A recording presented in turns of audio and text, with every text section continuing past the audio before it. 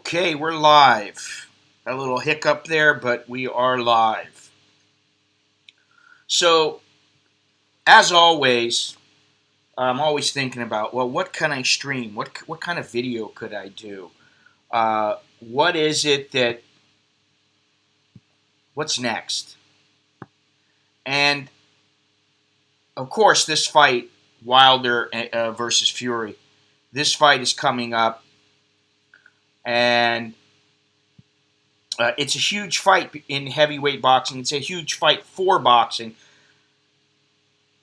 And so, I have kind of stepped away from boxing. I don't watch it all that much, but I did watch this last fight. And I did spend some time. I was lucky. I got to spend some time with Deontay Wilder in 2008 at the Beijing Olympics. So that's what we're going to get into. That's one thing we're going to get into. The other is the effects of social media and what would happen if we do away with it. Just completely, something happened and social media was done away with. I don't know. It's highly unlikely, but you never know. We could all be so lucky, so I guess that tells you right away where we stand. Today is February 14th here in Thailand. It's Valentine's Day. And you know what that means for some people? It means they'll be running out getting flowers and chocolate and whatever else, cupcakes, what have you, for their loved ones. Here in the Mallon household, kids don't remember Valentine's Day. I don't know that Nicholas is going to say anything to his girl about Valentine's Day. I don't know how important it will be to him.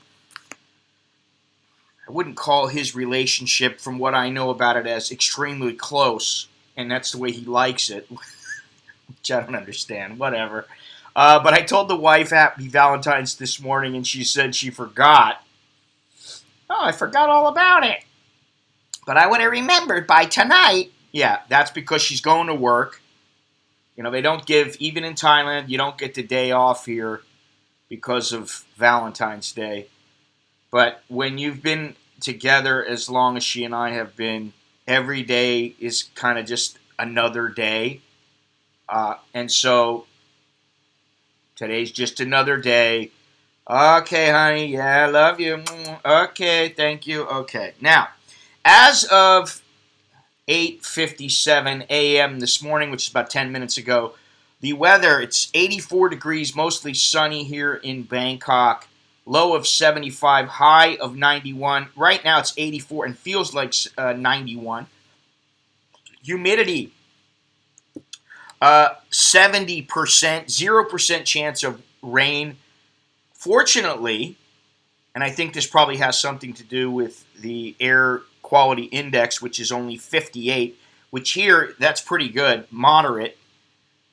The wind is blowing south-southwest at 11 miles an hour. Visibility is 6 miles. If Jono is listening, I always like to know what he can see from his view. And if visibility is 6 miles an hour, there's a lot of wind, and the air quality index is only 58, I would say more than likely he's got good visibility there. So I'm going to wait a few seconds because this is just not enough people right now. I know that Longhorns, Mr. Longhorns, my moderator and longtime cohort, who just left Bangkok, he's back, as he says, in the Stone Ages. His tablet finally broke down. His tablet that he's been using for something like 6-7 years, it finally broke. He can't charge it, so he sent me a message saying, I'm out of action. I'm going to have to either get a new one, get it fixed, or maybe he'll even have to step out of the dark ages and get himself a phone. But we'll see about that. Where am I at here? All right. Fury versus Wilder. Now, I don't know how many people here, since I'm getting so many comments right now, I don't really know. But I don't know how many people watched the first fight. Tyson Fury, Deontay Wilder. I'd like to know how many people. Please comment, all 10 of you. What's happened? I don't go to Hong Kong. You do away with the trolls, at least some of them, and then all of a sudden the viewer count goes down, or I start talking about boxing. People want to know about Thailand here. I will flat out say, when I talk about Thailand, it's a Thai subject, Thai oriented. I get far more views than talking about the news or social media or Trump or whoever, Clinton or whoever it might be, Bloomberg, Bernie Sanders, whatever. Just for that, I'll probably get demonetized on YouTube because that's what they do. Seems like that to me lately. But please speak up or forever hold your peace. I'd like to know how many people saw that last fight. I was with Mr. Billy for that fight. We saw it in a pub on, what was it, Soy 17, Soy 15, somewhere like that, Sukhumvit. So, yeah, that was what we were doing. But I'd like to know some thoughts on the first fight, which I had it a draw. I thought that was fair. A draw was fair because Deontay Wilder, whatever you say about him, he's not the most fantastic boxer. But the difference between amateur boxing and professional boxing is in amateur boxing, a knockdown is not scored any higher. It's not scored more than a solid punch. They're scored exactly the same. The goal in amateur boxing is to land points, to touch the white part of the gloves to your opponent. The goal in professional boxing is to obliterate the opponent. Doesn't matter if you get beat for 11 rounds, and in the 12th round with 15 seconds left, you knock the guy out with one punch. That's boxing. It's over. Even though the guy won the majority of the fight, it's over. That's the difference between. And in amateur boxing, usually if a punch scores that clearly does a little bit of damage to a fighter, they stop the fight immediately because safety is what is paramount. So in this first fight that I had a draw, and that was scored a draw, it's the only blemish on both fighters' resumes. And when you think about it, they're both extremely talented in their own ways. They both have their own styles. But the fact that Fury got up, now, it was a bit of a long count, but, it's not 10 seconds on the clock. It's 10 seconds that is counted by the referee. There is a difference. It's not supposed to be a difference, but there is a difference. And that's the way it goes. Keep those negatives, those thumbs down coming, please. I love it. It doesn't matter. As long as you're watching, that's all that counts. They all count the same, guys. So, if you don't like it, I'd say don't watch. But, I had to get rid of somebody the other day because this person had done nothing. I was like, this guy, all he does is say bad things. Slam me, slam everything I'm talking about. And I just thought, you know what? I don't need this. See you later, pal. You're gone. It's supposed to be a little bit of fun. It's not supposed to be something that's, you have to be so serious about. It's only YouTube. That's all it is.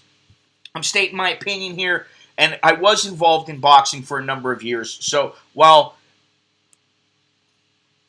I was involved in it, listen, it's still an opinion. Anybody can be right. Anybody can be wrong. But I had that last fight scored a draw. And since the first fight between Fury and Wilder, both fighters have had 2 fights.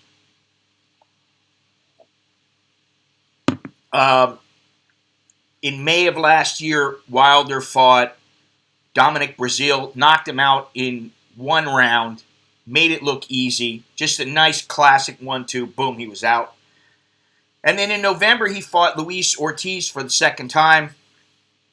And Luis Ortiz, he's top 10 rated in the world. Dominic Breazeale, I believe he was number 15. I don't know what he's doing now, if he's still fighting or not, but he hasn't fought since. Neither of them have fought since they fought Wilder. But Ortiz was winning the whole fight. He won the first 6 rounds. Maybe you could make a case for Wilder winning 1 round. But basically, Ortiz won every single round, was outboxing Wilder, which is Wilder's weakness. He can be outboxed. He's not the greatest boxer. But he's got power, and he landed the punch and took out Ortiz. And then that sets up the fight with Fury. Now, Fury has also been busy. He fought a guy named Tom Schwartz out of Germany in June 2009, knocked him out in 2 rounds, but the guy was clearly overmatched. And then he fought a Swedish fighter, Otto Wallin, who had just lost his mother, sort of like Buster Douglas with his mother before he fought Tyson. And Wallin lasted 12 rounds with Fury. But both of these guys are nowhere near the competition that Wilder has faced. And for whatever that's worth, I don't know. But Fury is a much better boxer than Wilder. And I think he's going to give him fits for a while. But Wilder is very confident. And if there's one thing that that I remember about him, is he in no way was intimidated by anything when he was in the Olympics. He was the last guy left that had the ability to win a medal. Now, he was guaranteed a bronze medal, and that's what he got. Hence his nickname, the Bronze Bomber. But he wasn't intimidated by the whole... I mean, you think about it. You're fighting in the Olympics. He had very little amateur experience. And what's going on here? Let me see something. We got a little technical difficulty here.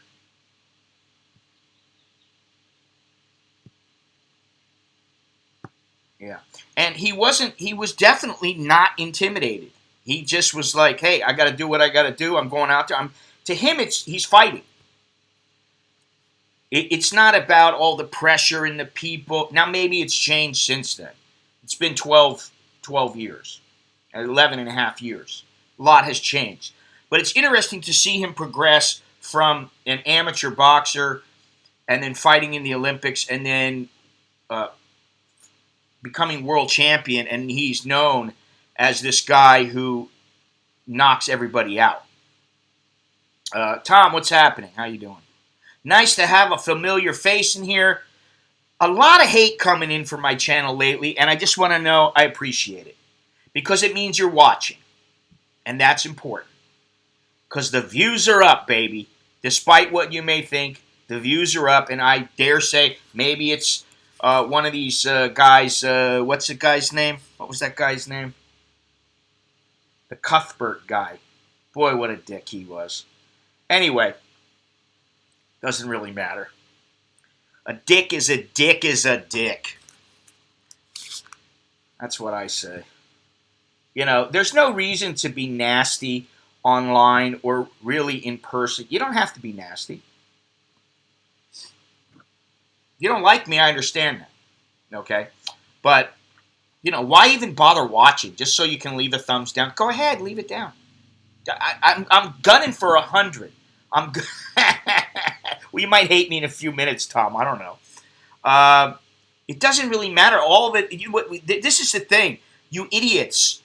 It all counts the same. It doesn't matter. I don't get penalized for the thumbs down. And believe me, I still have the same people and the same core group and a lot of new people coming in all the time. It doesn't really matter. That's the thing. And I can show that I don't have a problem showing thumbs up and thumbs down. I just think it's funny that I get 6 or 7 thumbs down before I've even started the stream. Does that happen to other people? I don't know. Anyway, let me get back to the boxing because that's what's important, not these peckerheads.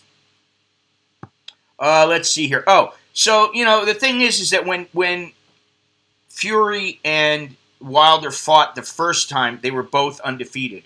They're still undefeated. They just have that draw. So there is a hunger between them to figure out who's the best fighter. And Joshua has already lost now. So people know, hey, the invincibility is gone. Not that I thought he was invincible, because I didn't think so. And I think that Fury is far from invincible. And I think that Wilder is also, he can be outboxed. What happens if he gets outboxed and he doesn't land a good shot, he doesn't change the course of the fight? Anything can happen. So,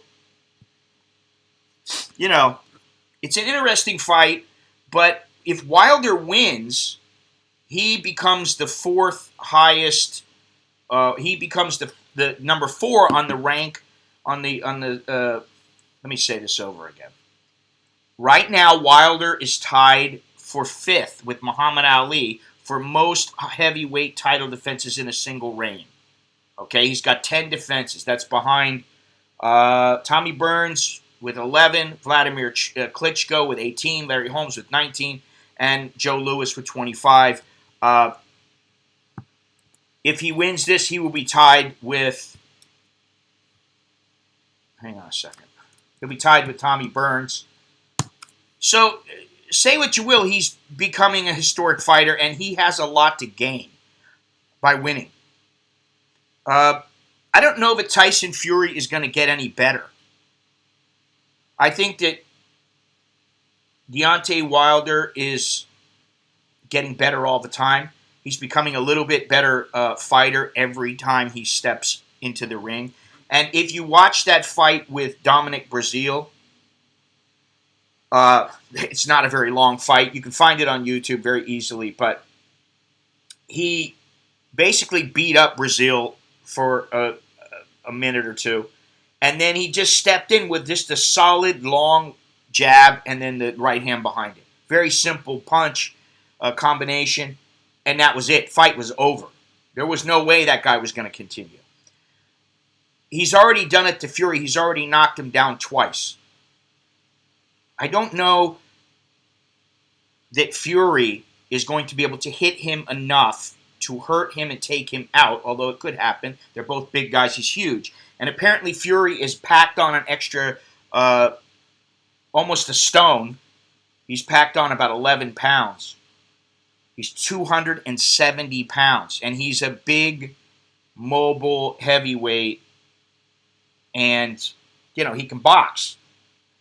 But I still think that the changes that Wilder will have made since his first fight with Fury, they might make a difference. I'm wondering if he's going to land some more lefts. I'm wondering if he's going to be able to slow down Fury.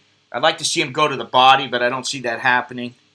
Listen, that's my take on the fight there. I don't know that it doesn't seem like a lot of people really are interested in it. This is not Dominic Wilder. Say what you will about his knockout power. He's not Mike Tyson. He doesn't have the charisma of Mike Tyson. He's tried, but he doesn't have it. There is such a thing as the it factor.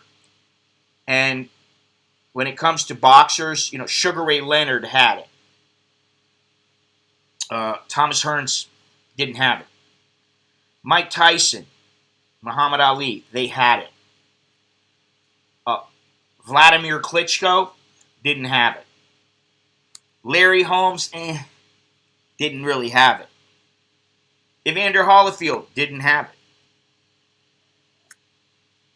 They didn't have that sparkling charisma, that one thing, that aura about them. And I hate to say that about fighters, but listen, it's not their fault. You either have it or you don't. And I think that in this fight, we're going to find out, does Wilder have what it takes to become an all-time great? This is a different era. How many times is he going to fight? Who knows? He's got a few years left in him. He started late, so he hasn't taken a lot of damage. Fury, listen, Fury to me, I don't want to say he looks fat. He's a big boy. But I think, he could be a little more fit. As he could be more fit than he is. He could actually walk away with this fight and totally outbox Deontay Wilder. I don't know that he has the ability to do that if he's caught with a shot or two and slowed down. I don't know if he's going to be fit enough. Yeah, I mean, listen, Bruce, I was just saying something about it. I honestly believe that this is a group of people, maybe 2 or 3 people, that get off on doing it, and that's okay. Let them do it. It doesn't matter. It really doesn't matter. That's the thing. And it used to bother me. It used to be like, oh my God, people don't like me. What's the deal? And now, frankly, I don't give a shit.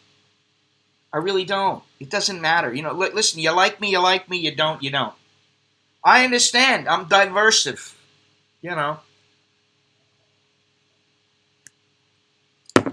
But that's the way it goes. And the thing is that, what they just don't understand is that even clicking, that shows us an interaction and engagement. And that helps me. So continue helping me, guys. And I only show 7 thumbs down. I don't show 8. And you know what's also funny?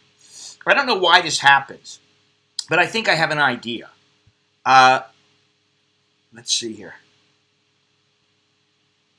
Yeah, now it shows 8. What happens is when the streams are over, they have to process. And maybe like right now I have 10 thumbs up and 8 thumbs down. And if somebody says something in a chat or somebody leaves a comment and I block them because they've said something that's extremely rude or whatever the reason. The thing is I don't need a reason. I really don't. This is not a democracy, like I said, and if you don't like it, too bad. Take a hike. But what happens is that when the stream is over, if anybody has been blocked or YouTube has found that somebody is using multiple accounts, they automatically deduct, or I don't know if they ban the people or if it's because of me banning them or whatever. But for instance, yesterday, day before yesterday, when I did the Ghost Pepper Naga Jolokia hot sauce stream, I had like 19 thumbs up and 19 thumbs down. Now all of a sudden I lost 6 thumbs down.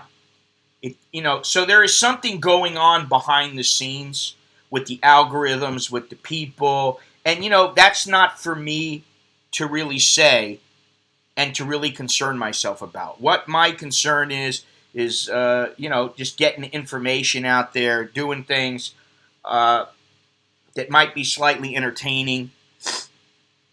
And I just think, listen, if you are sitting around waiting for little old me to do a stream so that you can leave a thumbs down, have at it.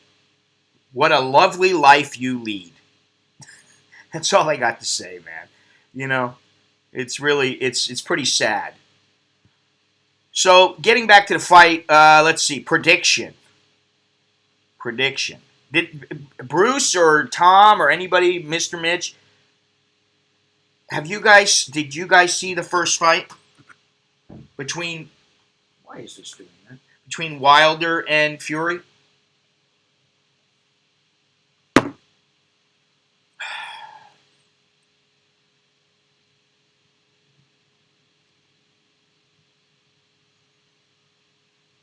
No.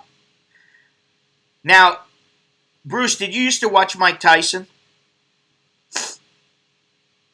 When Mike Tyson, you see? Now, did you guys watch Mike Tyson? When a Mike Tyson fight came on, did you guys make it a point to watch him? Because this is kind of okay. This is a something that illuminates what I'm talking about. And that is that when Tyson came out and he was fighting, most people got it in their heads that they had to watch that fight because he was so exciting and he just totally obliterated people. He threw combinations in and pop, pop, pop, pop, pop. Some guy was flopping around the ring. Boom, fight's over, right? He's such a strong puncher, and I think he's actually a stronger puncher than Tyson. Tyson's power emanated from speed and combination punching and the setup of his punches, where Wilder, he's got that brute force. Not that he isn't quick with his punches, but once he hits you with that one solid shot, that's it. It's over. I was just saying, it's the it factor. People wanted to see Tyson, and when he was menacing. Whereas, listen, they should be menacing, but like basketball players don't generally, aside from, say, Wilt Chamberlain or Shaq or somebody like that, most of them are not what you would consider intimidating. They don't look intimidating as a fighter. Like, they're big, but some other big guy who is a fighter probably would not be intimidated by them. And that's kind of what Deontay Wilder looks like. I mean, when I met him, he was very nice, very polite, as you would expect. It took me a little while to get him to, chill out and realize that I wasn't out to get him. I wasn't going to, set him up with some questions that, made him look bad or anything like that. I mean, I was just there. I was just happy to be there, and, it was fun for me as a boxing fan to be able to talk to him and to see some of the guys fight who are now, whatever happened to that guy from, what was his name? He was from Ghana or somewhere like that. Forget, but he was a great fighter. But Vasily Lomachenko, all these guys that were fighting in those Olympics, I was like, wow, I'm seeing some really good fighters here. James DeGaulle, David Price. I mean, all these guys. Now, David Price, I wouldn't call him a great fighter, but a lot of fighters.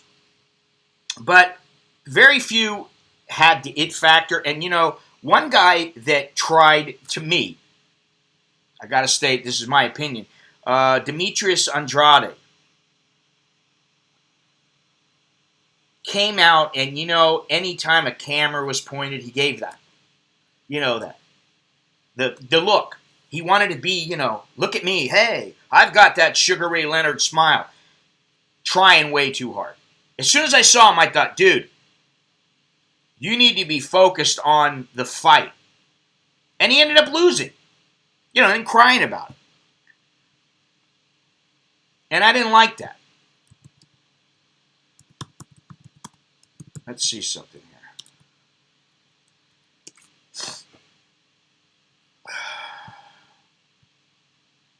Now, he's a different fighter now. He's 29-0. So, at some point, he got serious. He's the WBO middleweight champion. I'm trying to see if I see anybody he's beaten. Vanis Martirosyan was a good fighter. He beat him by split decision. Aside from that, Saul Duran, Grady Brewer, he's fought some decent fighters, but he never had a super fight. But anyway, I digress. When Tyson was fighting, when Leonard was fighting, when Duran was fighting, even Duran, people, they didn't run to go see him unless they were a hardcore boxing fan. Sugar Ray Leonard was mainstream. Tyson, mainstream. Until, once he started getting into the rape and all the other stuff that happened, well, that kind of affected some people.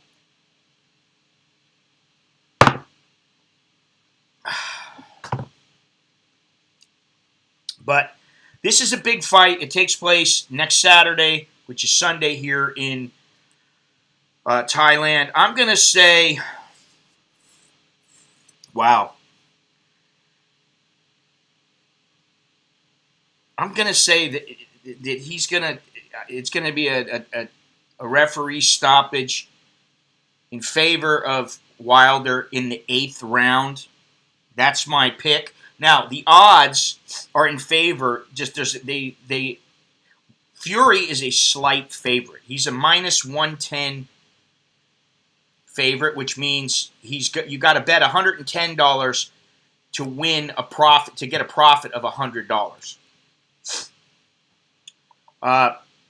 And Wilder is minus 120, so it's very, very close. You got to bet $120 to win $100 back. Now, most of the time, you're going to have, minus 140 and, plus 120 or something. So you bet 100, you win $120, whatever. But that's not the case with this fight. That's how close it is. I can see Fury being the favorite because he is a better pure boxer. But he fought this guy, what was the guy's name? The German guy? Tom Schwartz. And he has a really bad habit of dropping his hands, and he's no Ali. I believe I can. I'll find a way. I always do. I always find a way, Tom. Usually I don't think I've missed any big fights. And I don't know, but, a lot of times Thai TV has fights on. I don't think they'll have that fight on, which is another telling factor. If it was Tyson, they would have it on. If it was Pacquiao, they'd probably have it on. Okay? But Fury and Wilder, it might be on cable TV. But it used to be that a lot of fights, championship fights, were on free Thai TV. You could watch on. Now it was, they had the Thai announcers, so you just turn the mute. You turn the sound down if you didn't want to hear it, and then you just watched and figured it out for yourself. But that seems to be going by the wayside. The Thais, it used to be like $4.99 for a pay-per-view, whereas in America it'd be $59.99. The prices are going up now. They have gone up now, and, what are you going to do? You want to watch it bad enough, you'll pay. Now, the second part of this stream, I wanted to talk about social media. I hate to complain. It seems like human beings are, if things are going too good, they're complaining. And I feel like complaining about this. I'm just so sick of social media. Say what you will about YouTube. YouTube has its faults. It has its merits for sure. Definitely got a lot of faults. And if you are a YouTuber even somebody who just posts videos for fun once in a great while, you're putting your dog up, your dog let your kids smack it on the head or something like that. And, and it was funny. The dog, smiled or barked or whatever the dog does. I think you probably noticed some changes in YouTube, but if you are a YouTube provider, you've noticed a huge number of changes. And also, of course, in Facebook, there's always changes. How many people really trust Facebook? And guess what? Instagram is owned by Facebook. So what does that mean? Well, I can tell you that just the other day, I saw this article that was in Petapixels, which is a photography website.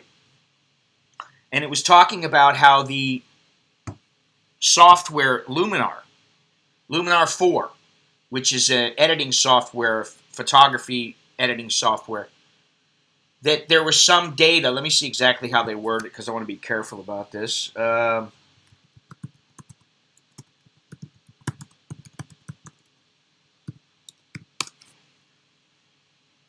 Okay. Luminar 4 sends data to Facebook in the background. I'm going to put this, let me put this up here. Let's see here.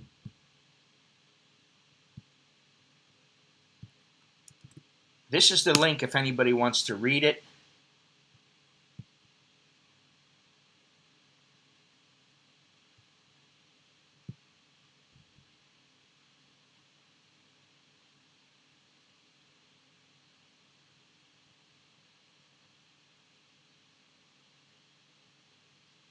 All right, let me read this here.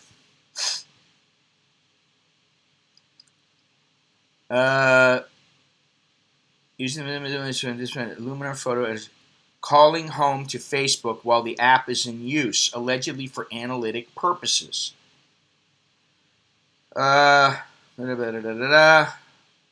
makers of Luminar replied that the data collection is done for analytical purposes. Kindly note the information we obtain with the help of in-app analytics does not provide any means for personal ID, i.e., it's not connected to a name, email address, or other personal information in any way. Please take a moment to review our user agreement in particular sections when you use our products and your data we collect. I'm sorry, but I don't buy any of this BS because I don't. You know, the thing is now is there's a lot of, I believe, and call me jaded, call me what you will, but I don't trust Facebook. I don't trust governments. I was going to say many governments. I don't think there's any government that I completely trust. Who does? I don't trust a lot of big business. And, you know, when Luminar comes out and goes, oh, no, don't worry, we're not, you know, I can assure you the data is only used for the purpose specified above. Therefore, you may feel free to allow it through your security settings. Oh, okay, because you say it's okay, I'm just going to let it through. Why do you need that? This is the thing. Why do you have to know? There's no way to know for sure. I mean, people pay for this software. In fact, they are supposed to upgrade for free. And then they came out and said you need to pay. And it was like $79. Okay? It ain't cheap. Now, it's not the same price as Photoshop. But it's good software, for sure. But they're already getting paid. So this is not enough.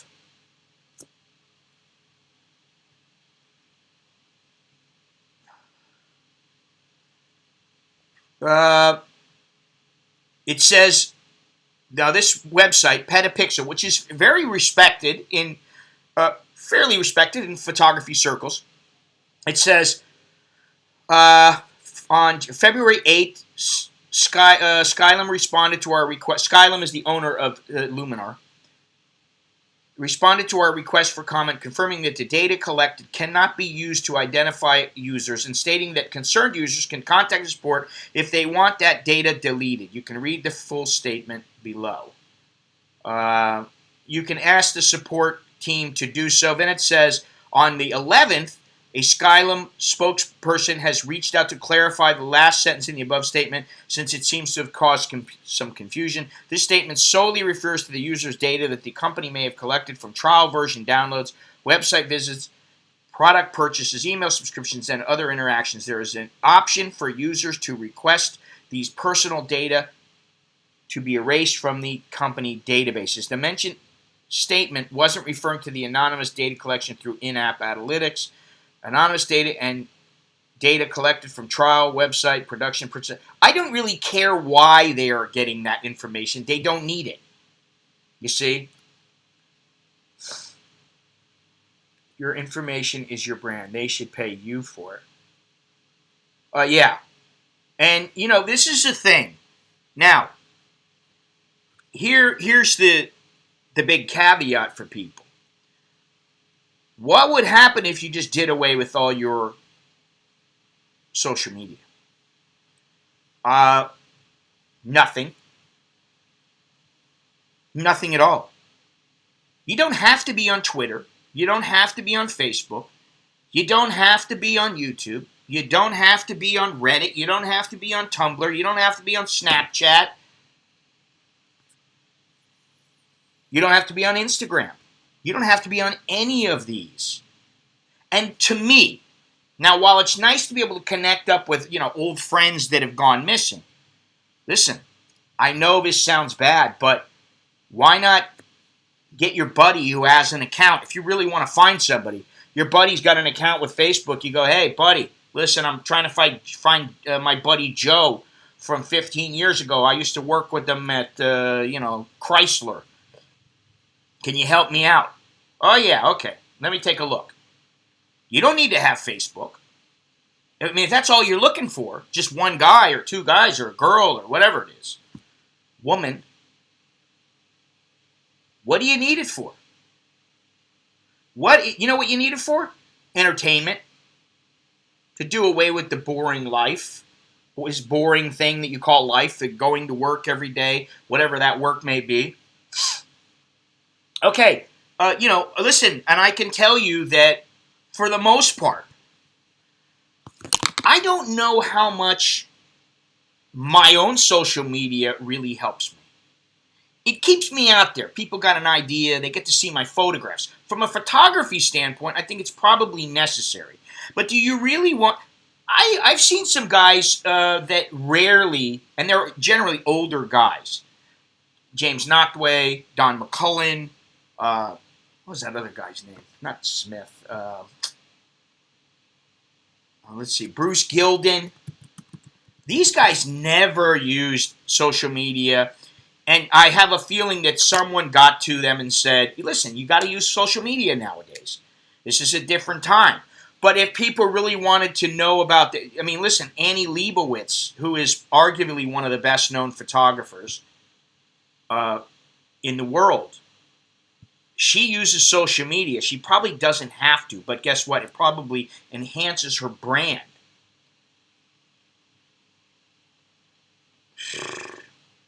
Yeah, that's what I mean. That kind of thing. That's one thing. That's bad enough. But then when they delve into your own information and then they lie about it. And I honestly believe YouTube, Facebook, Instagram, Twitter, all of these, they're all full of it. I don't believe a word they say. And this is, I think one of the biggest problems is that trust has been eroded from a lot of people's lives. There's a lot less trust. There's less trust in the government. There's less trust in big business. There's less trust in social media, which has become a way of life. Listen, every time I talk to my mother, she tells me she's watching some cooking show on YouTube or on Netflix or something like that. Every time I ask about my father, he's watching YouTube. Something on YouTube. He's running around, looking for little clips or whatever on stuff that he wants to know about. It is very convenient. And it can enhance your life. I do think that there is that capability, yes. Just like the internet can enhance your life, or it can ruin your life. And, if I had it my way, honestly, I wouldn't do anything on the internet. I wouldn't be on the internet. Now, I got to say something. Let me see if I can do this here. If I can fit this into the picture. This, where's it at here? Yeah, here we go. This is the Fuji 50 to 140 millimeter 2.8 lens. It's 2.8 throughout. It's not 2.8 to 4.0 or anything like that. It's weather resistant. It's image stabilized. It's a fantastic lens. I've gone out and shot it a couple times. I believe I will be doing Jono's portrait.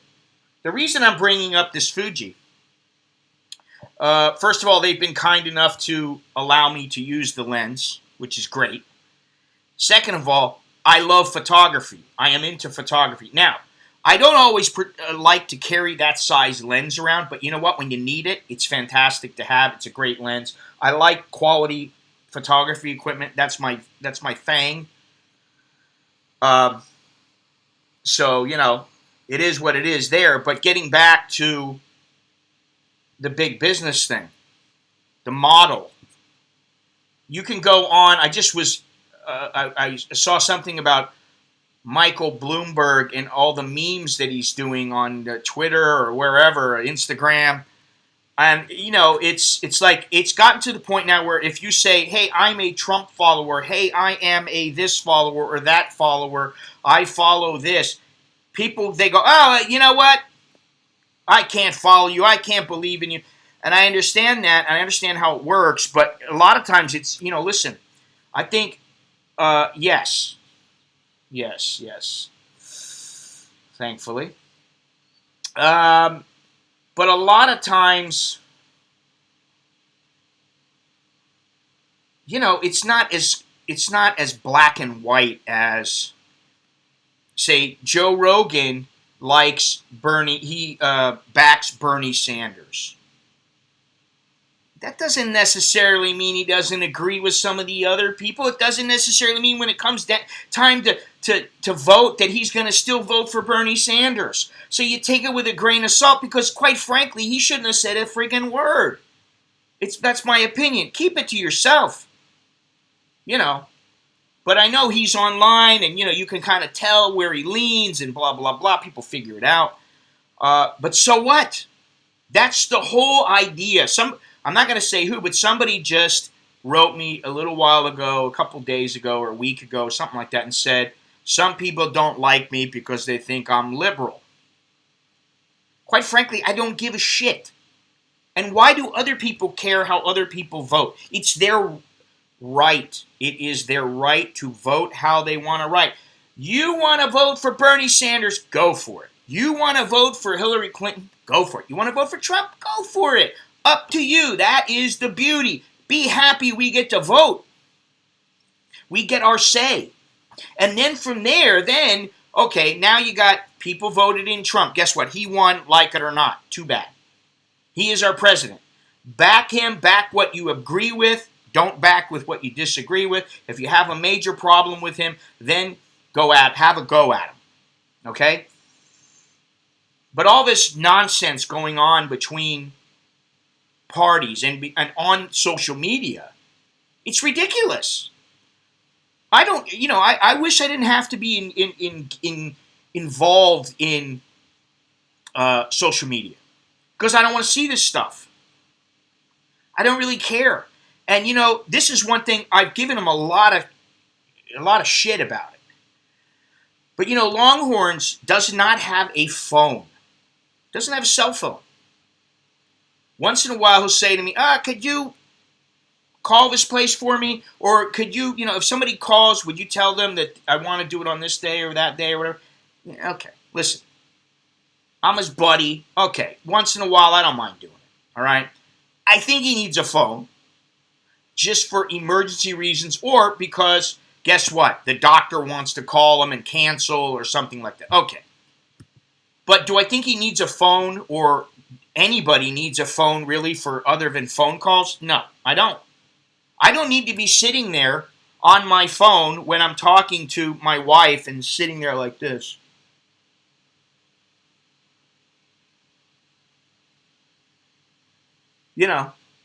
It's completely unnecessary. What is so important in this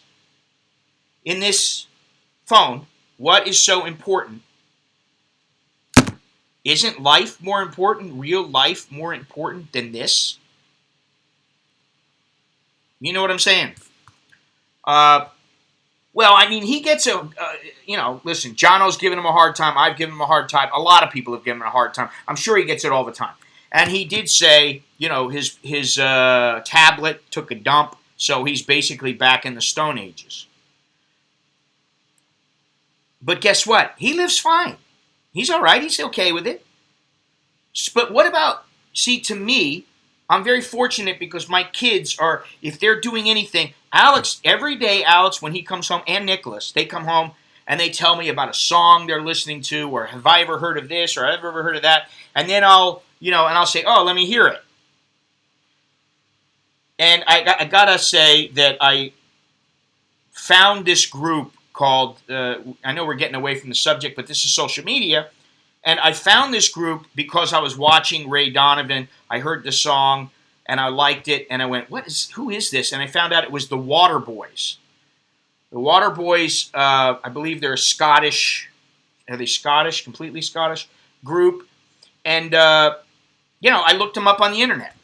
Beautiful. Okay, then I showed, it's called Fisherman's Blues. I showed the song to my kids, and they were like, oh, yeah, pretty cool, man. Yeah, wow. And then they tell me about a song, and we go on to Spotify. It can be useful. But they're still listening. And I've been meaning to do a little rant. I want to start doing a podcast like twice a week or something, 3 times a week, and do less live streams. And basically where I do my rants. Because you know what? It's good for me to let it all out. But don't misunderstand me. Like, I got a hard time from this chowderhead, Cuthbert, the chowderhead, because I was saying I didn't like the fact that Starbucks raised their prices and that they don't butter my muffin. And, okay, he doesn't like that. But you know what? What are you supposed to do? You're supposed to just eat it? This is the thing. Gennaro, you're here. Nice of you to join us.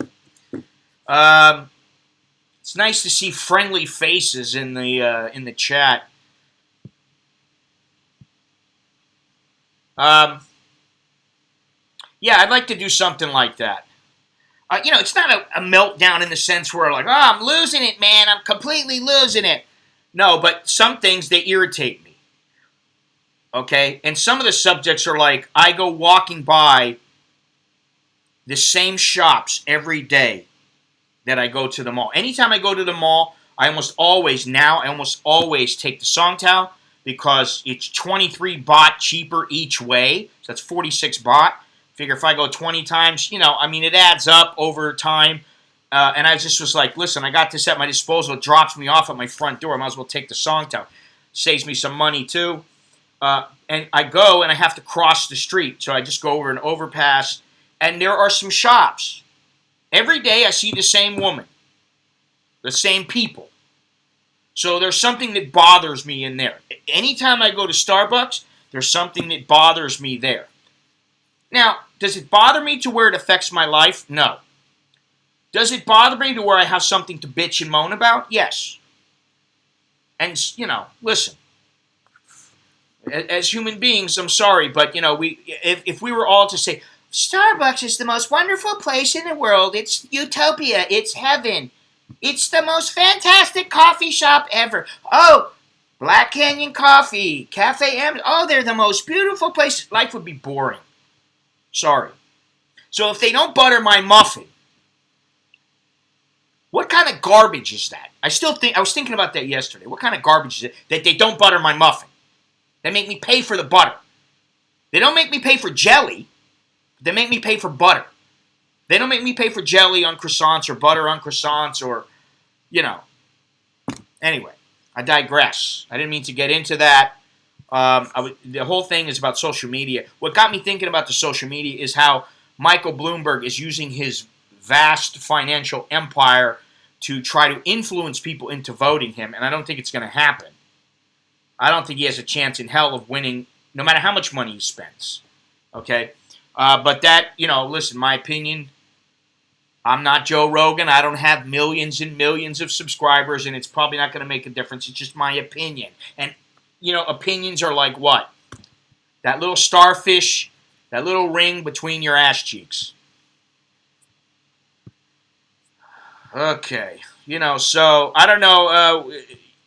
Listen, how many of you guys don't have Facebook or Instagram or Twitter? Twitter is good for news. Yeah, exactly. Oh, that might have been right. It's Thailand. Yeah, it's Thailand. What, Thailand doesn't have any problems either? No, Thailand is a wonderful place. Don't get me wrong. But be realistic. That's the whole thing. It's not that I'm being overly dramatic, overly negative. No, and you know what? I got to say, yesterday or day before yesterday, I took a look at the prices at McDonald's. No Facebook, IG. Well, you got Twitter?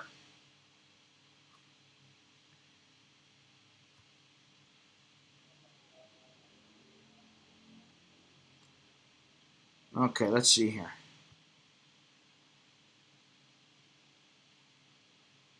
Yeah. Uh, I walked through McDonald's yesterday. I didn't go get anything. I didn't buy anything. I just went and walked through. I stopped and I took some photos of the prices in McDonald's. And I'm going to take the prices in Kentucky Fried Chicken and also Burger King. And then we're going to compare the prices in the U.S. and maybe, who knows, elsewhere.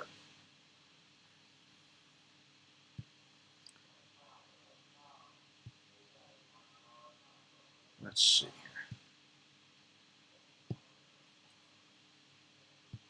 here. Because I get these things. Oh, this set of McDonald's costs $8 in America. You're so lucky because you live in Thailand. Oh, really? This is another thing. Some guys tell me, I live in Copenhagen. It's so expensive here. Dude, you got it good. Listen, buddy, I don't live in Copenhagen. I live in Thailand, so it is what it is. This is the thing. Just because you spend, listen, peanut butter is about $7 here. $6, $7. Okay? I don't know how much it is in the U.S., but I can tell you that, like, buy a box of Trix here, forget about it. It's like $12. Since when does sugar become $12 for a little box of sugar? You know what I'm saying? So it's all relative. I live in Thailand. Just because transportation is expensive in America and a taxi costs, $20, $30 every time you just get in and go down the street, doesn't mean that I should feel like I'm getting a great service by paying $3 and going down the street if the guy's ripping me off. You're only paying $3. Just give him the money. I've had people say that to me. It's not a big deal. Really? Money's money. And for those people, I'm going to say it again, for those people who think that Thailand is cheap, it can be cheaper in many ways. Wonderful. Well, I can tell you that a Snickers bar is 25 baht. So what's that? That's a little bit under $1. I don't know how much it is in the U.S. I'm out of touch with the U.S. too. So, and sometimes in social media, I will get some message or see something or whatever, and I'll go, wow, I didn't know that. I'm kind of kept, well, yeah, exactly, David. That's my point. But the thing is that the standard of living, the cost of living in Thailand is lower for the most part than it is in the United States. And yet, McDonald's, Starbucks, they continue to bump their prices up. And I did a little search the other day about how much money is made off of a cup of coffee. And, listen, you want to factor in all the, everything? Well, then they don't make quite as much as you might think. But considering the volume they do, what they make is huge. They pay their growers peanuts. And I mean, literally, they make next to nothing for their coffee. Starbucks. Because they're buying in such volume, they have the ability to get lower prices and force people to give them good deals. But if you look on social media, you'll find all kinds of. If you want to find something, I don't think it's more. I think it's about the same, or maybe a little bit cheaper. But think about it. That's a luxury to a lot of Thais. To go out and spend $7 or $8 on a fufu drink. It's a lot of money. It adds up. And I see some of the people, sometimes I buy a bottle of water. Sometimes I buy nothing. Rarely do I buy a cup of coffee anymore. And I get all kinds of free stuff still because I'm still one of their gold members. But when that runs out, I'm not going to be one of their gold members. I won't be getting their luxurious plastic wallet slash passport holder. Very luxurious. Faux plastic. You know, you'd think that maybe they could give you a little bit more. But they don't. So, you know, I love slamming on Starbucks, and I don't even look at their social media, and I should. Because I'm sure I'd have a lot more reasons to slam them. But this is what I mean. You know, if you don't have the social media and you don't have to deal with these big companies, how much better would life be? Sometimes, you know, listen, you need the big companies. You need the grocery stores. It's not like we can go out there. I'm going to go kill me a pig right now. I'm going to go down the street and kill my pig. Kill me a chicken. You know, it doesn't work that way. I'm sure if I really wanted, there's somebody in my little neighborhood here who has chickens. 500 baht a whack. I just tell them, hey, I killed the chicken. I want it fresh. Do everything for me. Boom, I got my chicken. But I don't want to do that. You know, preferably, I just get the chicken and it's ready to go. You know. Now, I got to talk about something. What was the last question? Oh, all right. I got two things more. I wanted to know what people here think. Is Thailand, it's a question of the day, something I may start in any stream I do now at the end of the stream. Question of the day, is Thailand done as a Western tourist and expat destination? Is it done? Finito. The country has recently been in a slump because of the strong baht. And, of course, everything that's happening around the world with the Chinese thing. I'm just kind of wondering, do people think that's it? It's over now? Because a lot of expats have left or are leaving. Where's my water? How? My kid did not set me up. My producer, he's sleeping on the job. Didn't give me my water. I'm out of coffee. I'm in a bad way. Yeah, but I'm wondering, is Thailand a done deal? How many people are still thinking, I want to move to Thailand? I understand if you haven't come to Thailand or, you know, you really want to get away and you want to go somewhere different, that Thailand is a good place to come. Okay. I would say it's probably in a low point in the cycle. Now, yeah, okay. Yeah, I'm really sorry. Yeah, okay. Sorry you're late. Uh-huh. I love when people I don't know say that they're sorry. Why are you saying you're sorry? It just makes me think how full of it you are. Seriously.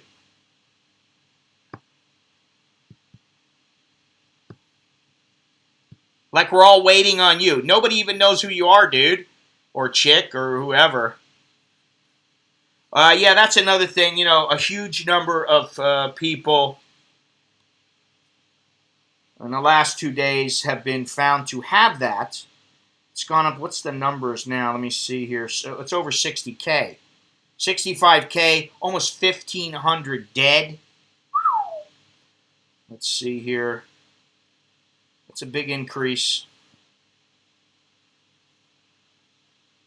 Yeah. We're not going to talk about that too much. As far as Thailand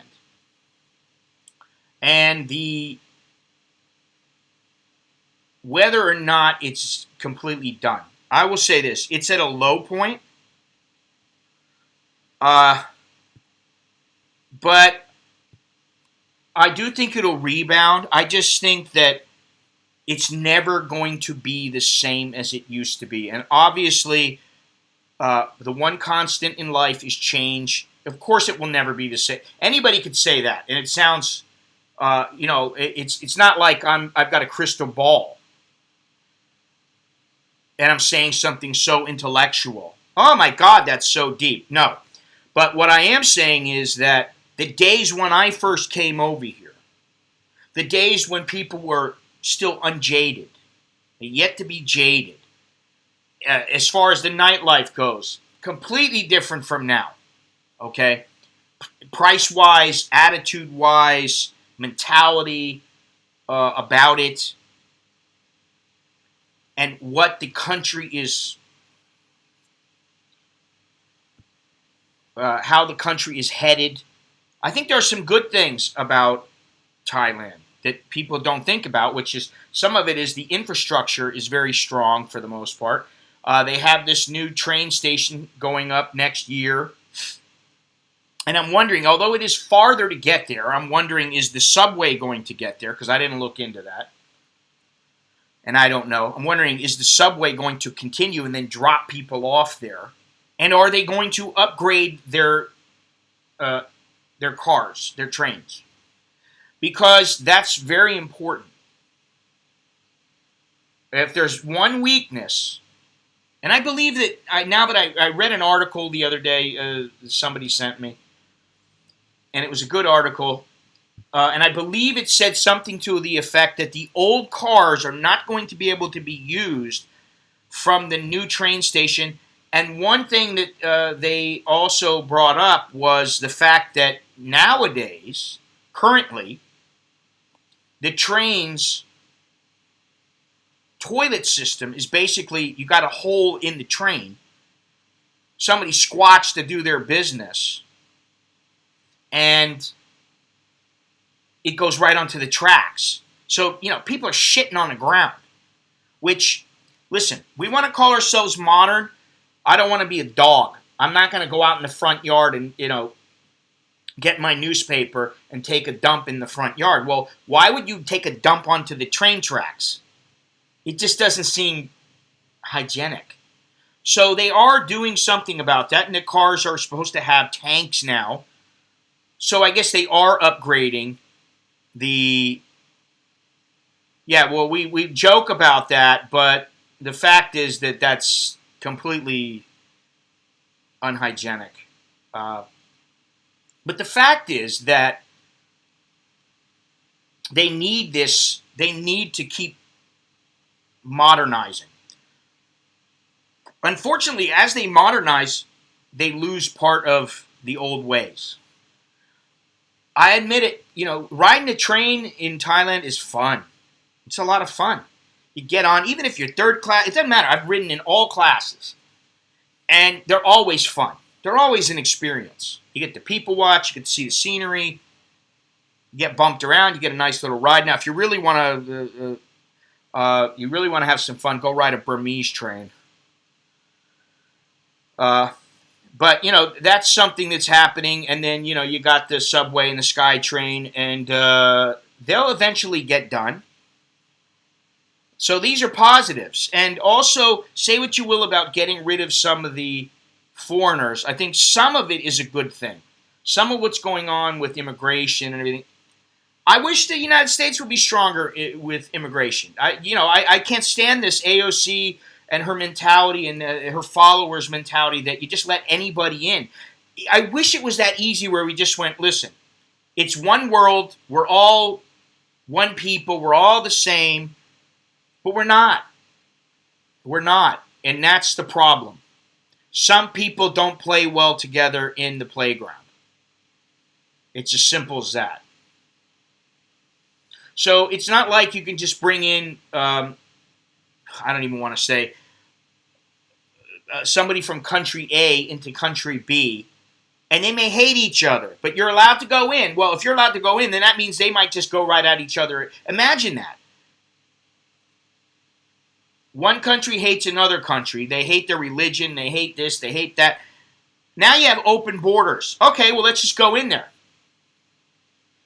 The whole, the tag, the identity, putting a name to it, putting a label on it. Tom, I don't agree. They're second rate. You want to see first rate? Go into a Malaysian train. Take a Singaporean train. If you're talking about the Sky Train, the subway, okay, I agree. But if you're talking about the trains that run on the tracks, no, I disagree. Sorry. A lot of road infrastructure going on right now is high-speed rails. Yeah, I understand. And, the problem with this, though, is that Bangkok is going to continue uh, the population in Bangkok is going to continue to grow. And I don't know how much this city can handle. I'm not a planner. I don't know all these things. But I have my doubts because it seems like there's plenty of people here right now. And by the time they get, yeah, okay, I'll agree with that. By the time they get the SkyTrain and the subway upgraded, updated, they got more trains, you got more people here. So, it's kind of like they're trying to keep up with the Joneses. They've got to keep up with the number of people that are coming in. The other thing is that, say what you will, but Bangkok is sinking. Slowly but surely is sinking. So, this is something else. It needs high-speed rail like China. Well, what you don't want a 50-year... What's the matter? You don't want 50-year-old or older trains like Boston? No. It's not that I don't mind them. Or it's not that I don't want them, rather. It's that if you're going to have a new station, what's the point of having old trains? You got old, trains that got holes in them where people are shitting. And, I hate to say this, but I know that there are older people, older Thais out there, who really don't want to have to go and take a dump on a train, on a squat toilet. It's not something that they go, oh, I'm going to have to do this.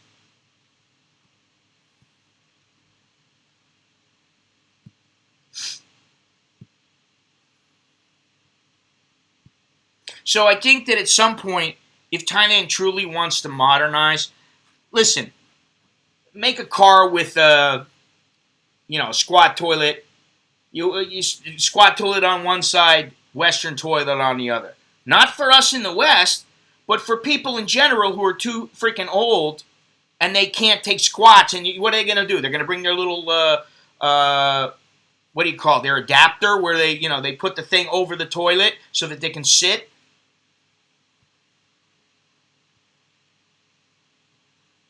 I don't mind that. Well, supposedly Thailand is working on that. That's a whole nother issue, which I don't know very much about, to be honest. I will say this. I'll believe the U.S. government more than I believe the Chinese government. But not by much.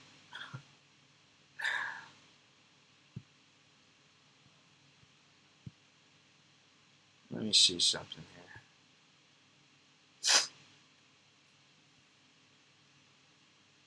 So anyway, I don't think Thailand is anywhere near finished, but I think if people expect the Thailand that they've dreamed about or seen, Thailand has been marketed very, very well over the years. But social media allows the truth to come out. My wife recently told me that, she's got some vouchers, or she's got a couple vouchers. Been talking about this. I'm still working on this. I'm working on things that I'm going to do, and I've got some projects I want to do, but I got to figure out what can I do, what can't I do. Hong Kong's on the back burner now because of what's going on from a safety standpoint. But one of the things she's told me, oh, you can go to Koh Samet, you can go to Koh Tao. Well, Koh Tao, doesn't have a great reputation. Doesn't really matter to me. But these are the things, the reputation, the word gets out by social media. That is a positive and a negative. You can say things about people that are completely untrue. And you get away with it most of the time. Nobody's going to do anything. The Chinese, they do it on, what is it? What's the name of that? WeChat. I thought about getting WeChat a while ago, and then I was like, what am I doing? I'm not going to get WeChat. You think I trust the Chinese government? Forget about it. Well, I wouldn't expect any of that stuff to happen, John. Listen, it's status quo here. And, every few years there's a little bit of a change, and then it reverts, and then it changes. I don't even know. And, the thing is that I don't really care. I don't want to get involved. As long as I'm safe, my family's safe, we got enough food to eat. This is the thing. What is important? Is social media important? Hell no! It might be important if you need to know something in a split second. If I need to know, hey, there's a tidal wave coming into Thailand and, everybody is going to be washed away. Well, obviously, it probably would behoove me to listen and keep up with things and say, okay, what's the best route to leave? Oh, okay, they're saying this is the way to go. Maybe that's something it's good for. Okay, but how often does that happen? Now, in some countries, it may be extremely useful. Twitter, Facebook, Instagram. But what I'm saying is, for the most part, you can do without it.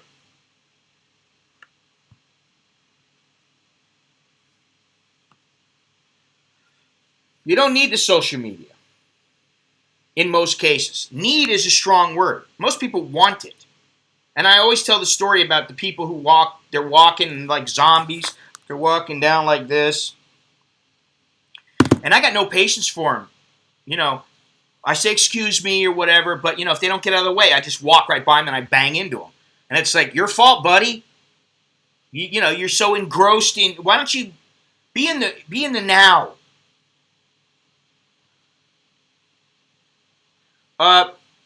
They've done surveys and tests and all this stuff. Here's the thing, too. He is right about something. It's not only about the big money, but obviously the big money comes because the United States is about 50 times larger than Thailand. So, Thailand is relatively small. It's the size of Texas. So think about that. Well, that may be true. I may not be around in 2050. That would make me, 88? I think I'd be fortunate to live that long. Let me see something here.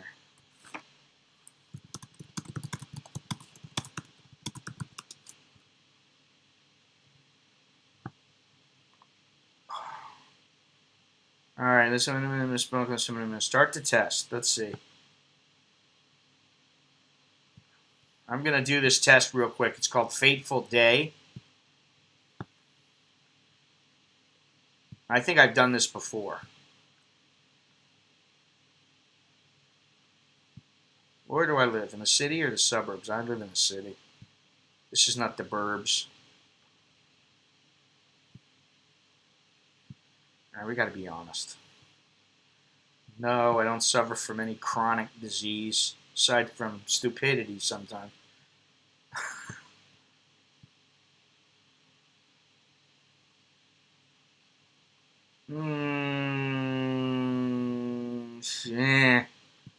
Taking this test. How would you answer this?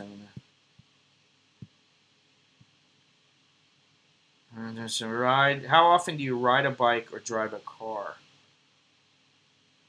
Very rarely.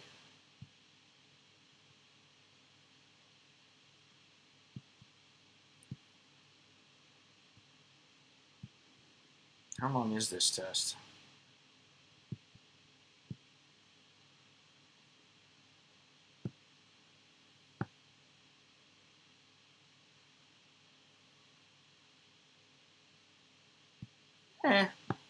Let's see here.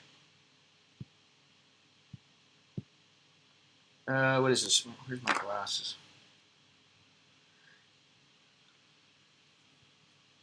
Yeah, something like that. Yeah. Let's see. What's your optimistic? I'm realistic. How much do you sleep? Oof. Less than 6 hours. How often do you visit the doctor? 2 to 4 times. Is your eyesight impaired in any way? Yes. Oh, I got an astigmatism. That's what I got. Are you left-handed or right-handed? Uh-oh. 2028? What the hell? Your fateful your fateful day will come in the year 2028. Wow.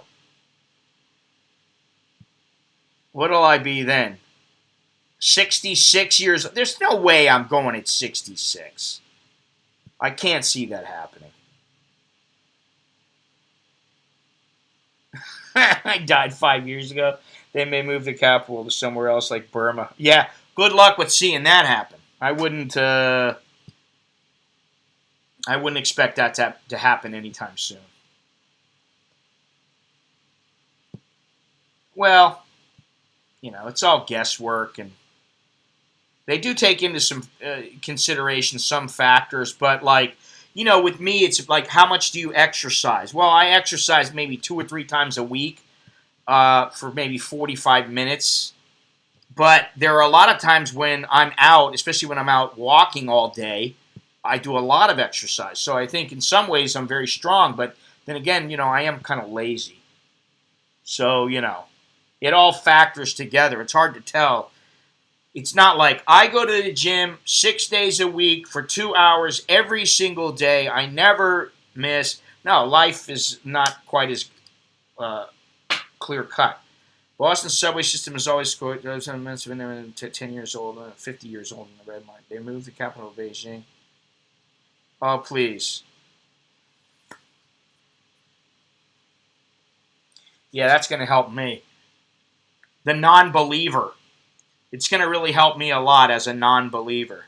Once in a while, my wife will go to the temple, and she occasionally will bring one of the kids or both of them. And she'll ask me, do you want to go? And I'm like, I know I should, but, I'm sorry. I'm not going. Not going to do it.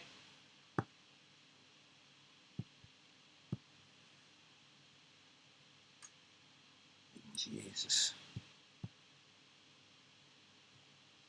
Let's see here. Well, now we know my fateful day.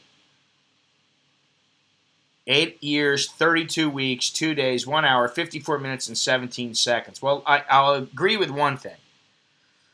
Every second that goes by, you are losing time, you are dying, you are closer to your death. I do believe that.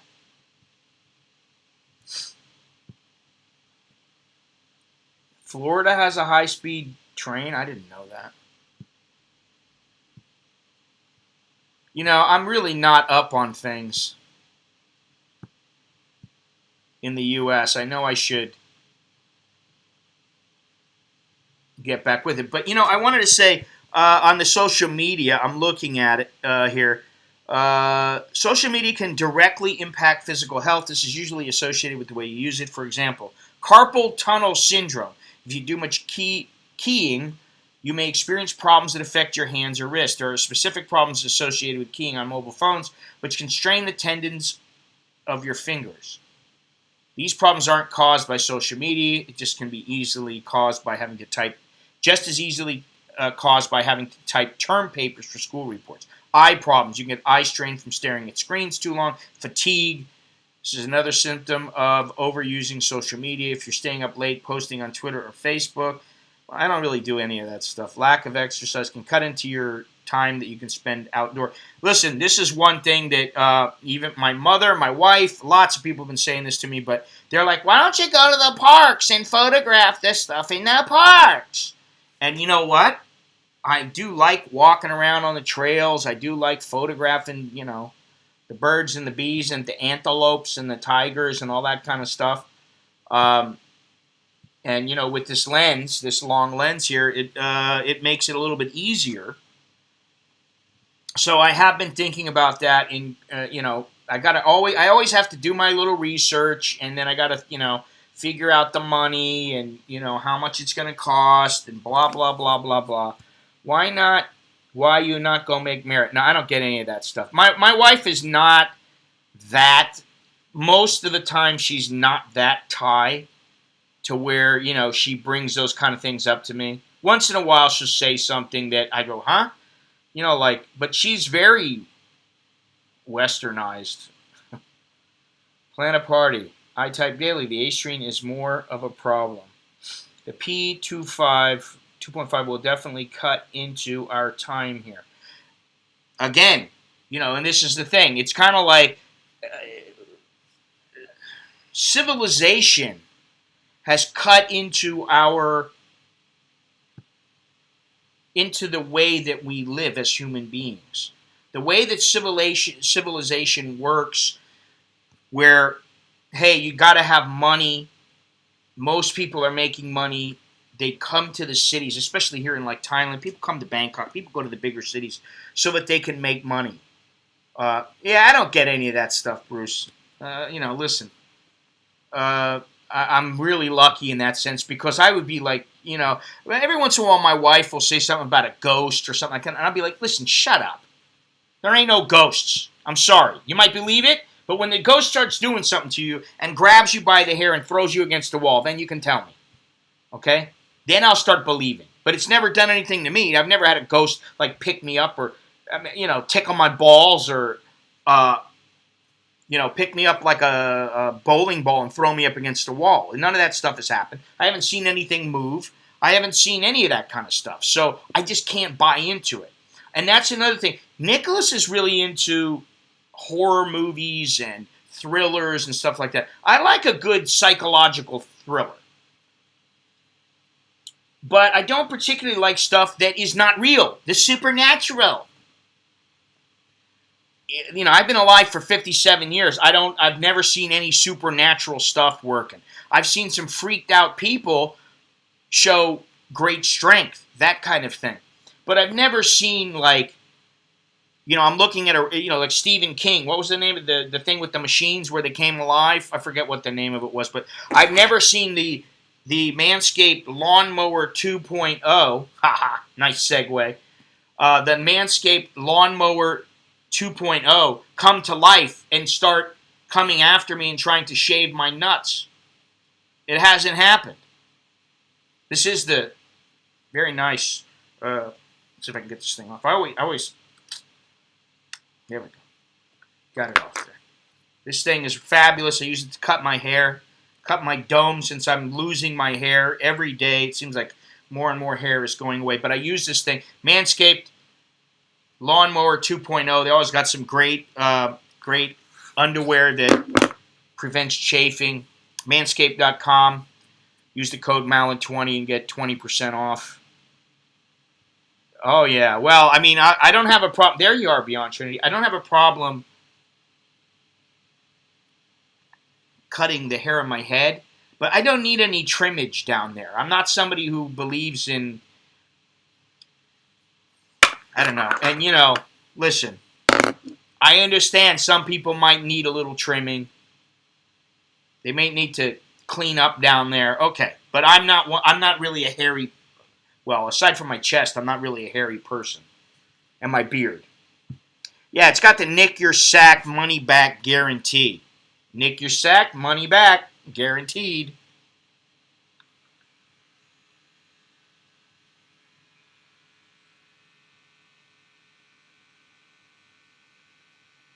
Why do I want medicine? Am I not okay with? See, this thing is I am confident enough in myself. Excuse me. I'm confident enough in myself that I don't really care about my hair. It is what it is. I lose it all. I lose it all. I don't have a problem shaving it off. I don't mind how it is. I've been meaning to reshave my beard, but you know what? I'm like, all I need to do is trim down here, and I'm okay. I like my beard.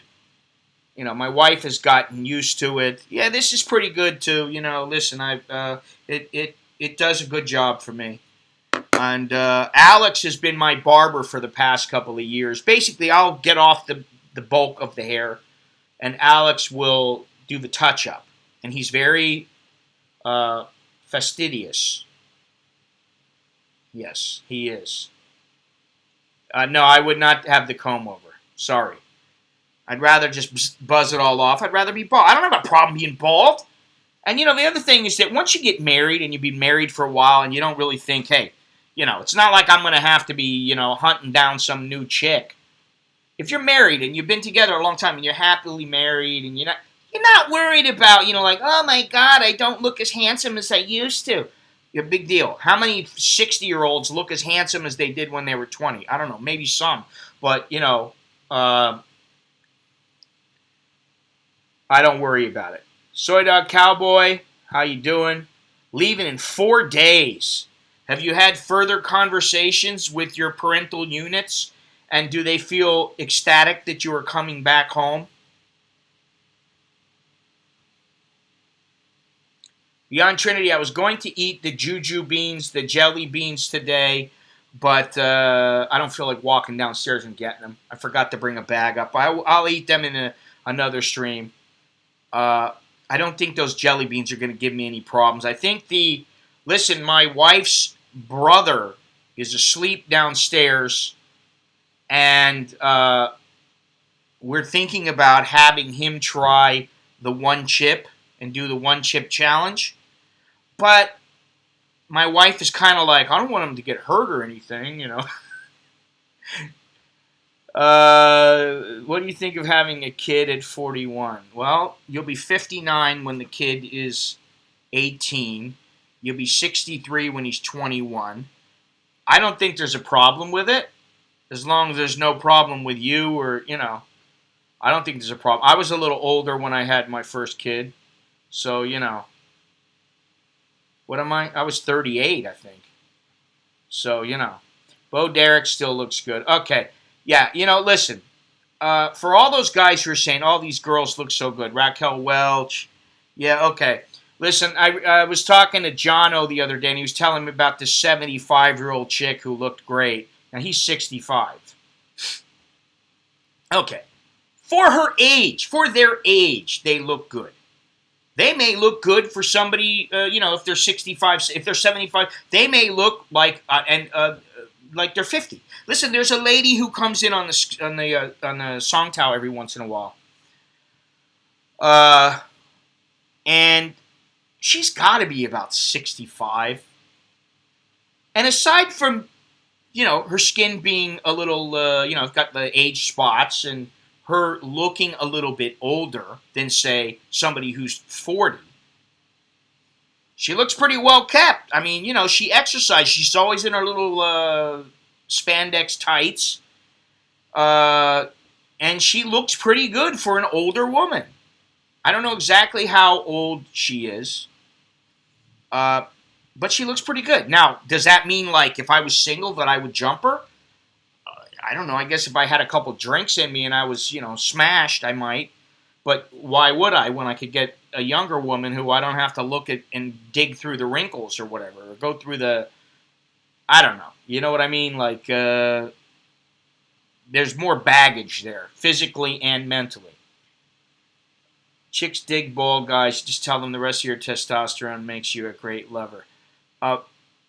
Bruce, you know, I've never felt like I've got to profess my love-making skills or anything like that. Because you know what? One girl, it might be fantastic with her, and she might think you're the best. The next girl might go, it's okay. You know, so I don't ever really think about that kind of stuff. And, you know, if they like bald guys, they like them. You never know with women what they're going to like.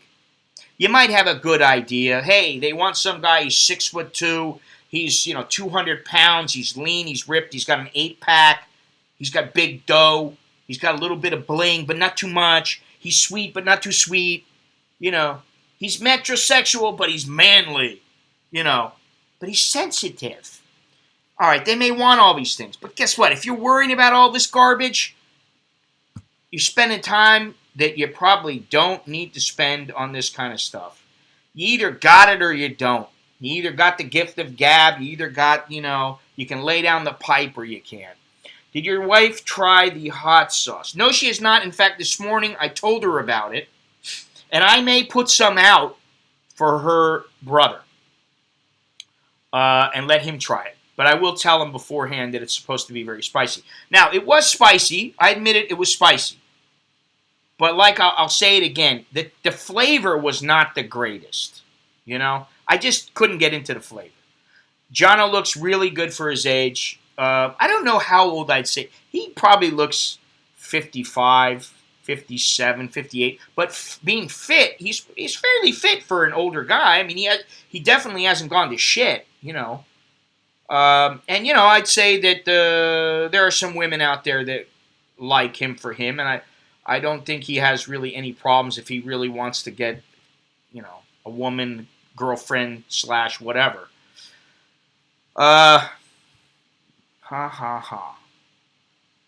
Nature compensates. Got game or you don't? Yes. Dig through the wrinkles. Well, I kind of feel like, when you get to a certain part where you're like playing around with the Sharpay, you know. And the thing is that I still remember getting the crow's feet when I was younger. And I was like, is that from the sun? I'm like, what's going on? I'm squinting too much? I got this. No, it's from getting old, pal. You know? Yeah, Jim. Chicks dig bald guys and guys who rarely wear underwear. That is, if they got cash and they've got personality. Now, I'm not even going to talk about all this because once you get a little older, you realize that's not what's important. What's important is, do you play the game right? And I mean the game of life. Are you happy? Generally, I'm a happy person. Yeah, but he's a little short, Gennaro. He's a little short. He's not a real tall guy, so some women are not going to like him. But then again, you got Christy Brinkley and Billy Joel, the old standby, the go-to. She's tall, he's not. I dare say he probably has a fair amount of game. If you become a rock star or a pop idol or anything like that, my guess is you probably have a fair amount of game. You learn. And I have tried to prepare Alex, and to a lesser extent Nicholas, about what will happen if they start playing in bars and clubs. I've started to prepare them for that, just in case, in the event that they start playing in front of a fair amount of people. I've told them, hey, the chicks, they might start flashing themselves. They might start throwing the panties. They might start wanting to come backstage. They might start wanting to, do things. So, mind your P's and Q's because these kind of things can happen. And, be aware of it now so that when the time comes, you got it in your head. You've got some responses to those things. I don't know what that has to do with social media. We've got off the point. We've got off topic again, which, it seems to happen all the time. But I don't think that, getting back to that question of the day, is Thailand done as a Western tourist and expat destination? I don't think it's done. I do think it's changed. And I don't know where I stand on how much it's changed for the good or for or bad. But it's definitely changed. And if you don't like it, you come here once and you go somewhere else. It's that simple. If you do like it, you keep coming back. Simple as that. And I understand people not wanting to live here. There are times when I don't want to live here. I get sick of stuff. But I've been here for, 25 years. So what are you going to do? You're going to tell me that I'm going to go somewhere and every minute of every day I'm like, oh, this is the most beautiful place in the world. Oh, my goodness. Yeah, right. Okay. Wait until you got 800 on the air quality index and you're walking around going, I got to breathe this shit? That's long been discussed. That's long ago been discussed beyond Trinity. I don't have to get into that with them.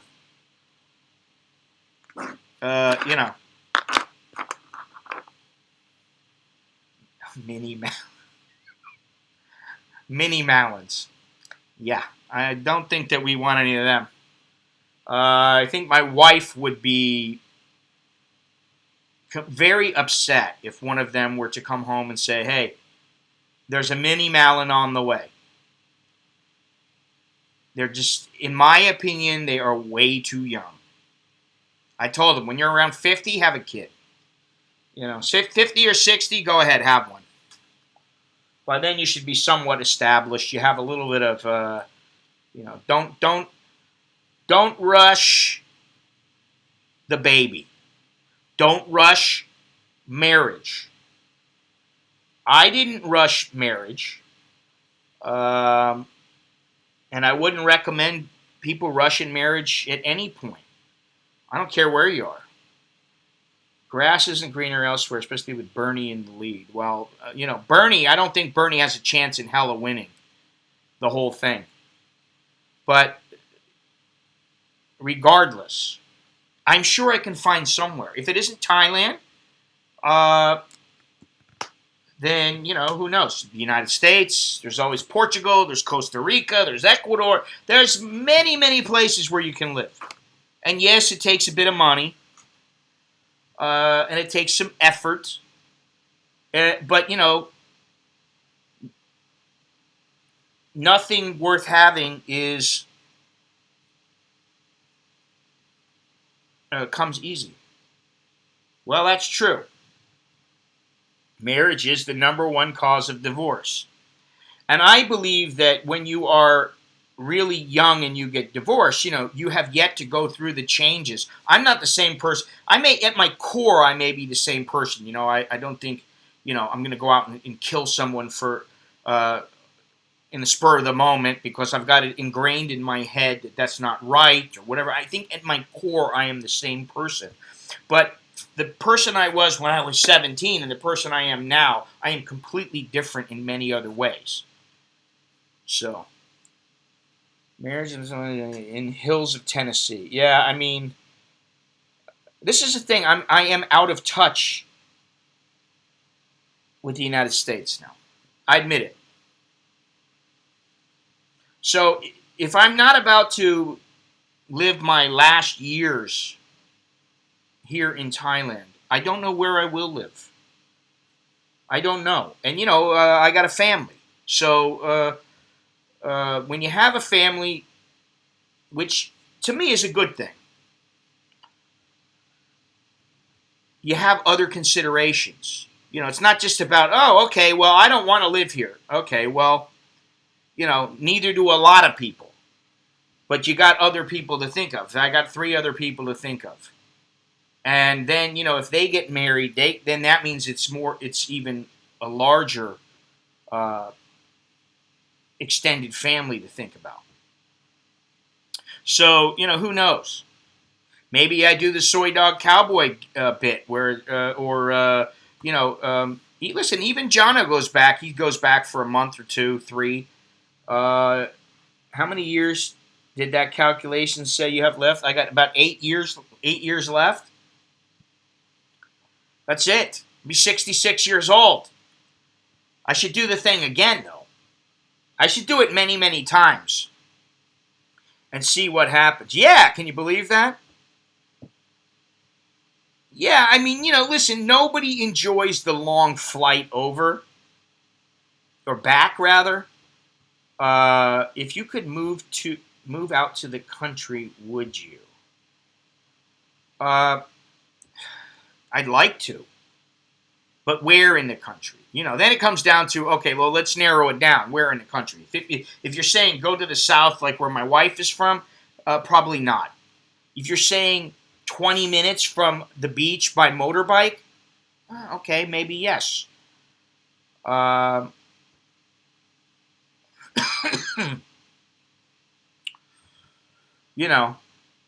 Suzanne Summers, come on, listen. She may look great, but you ain't seen her naked.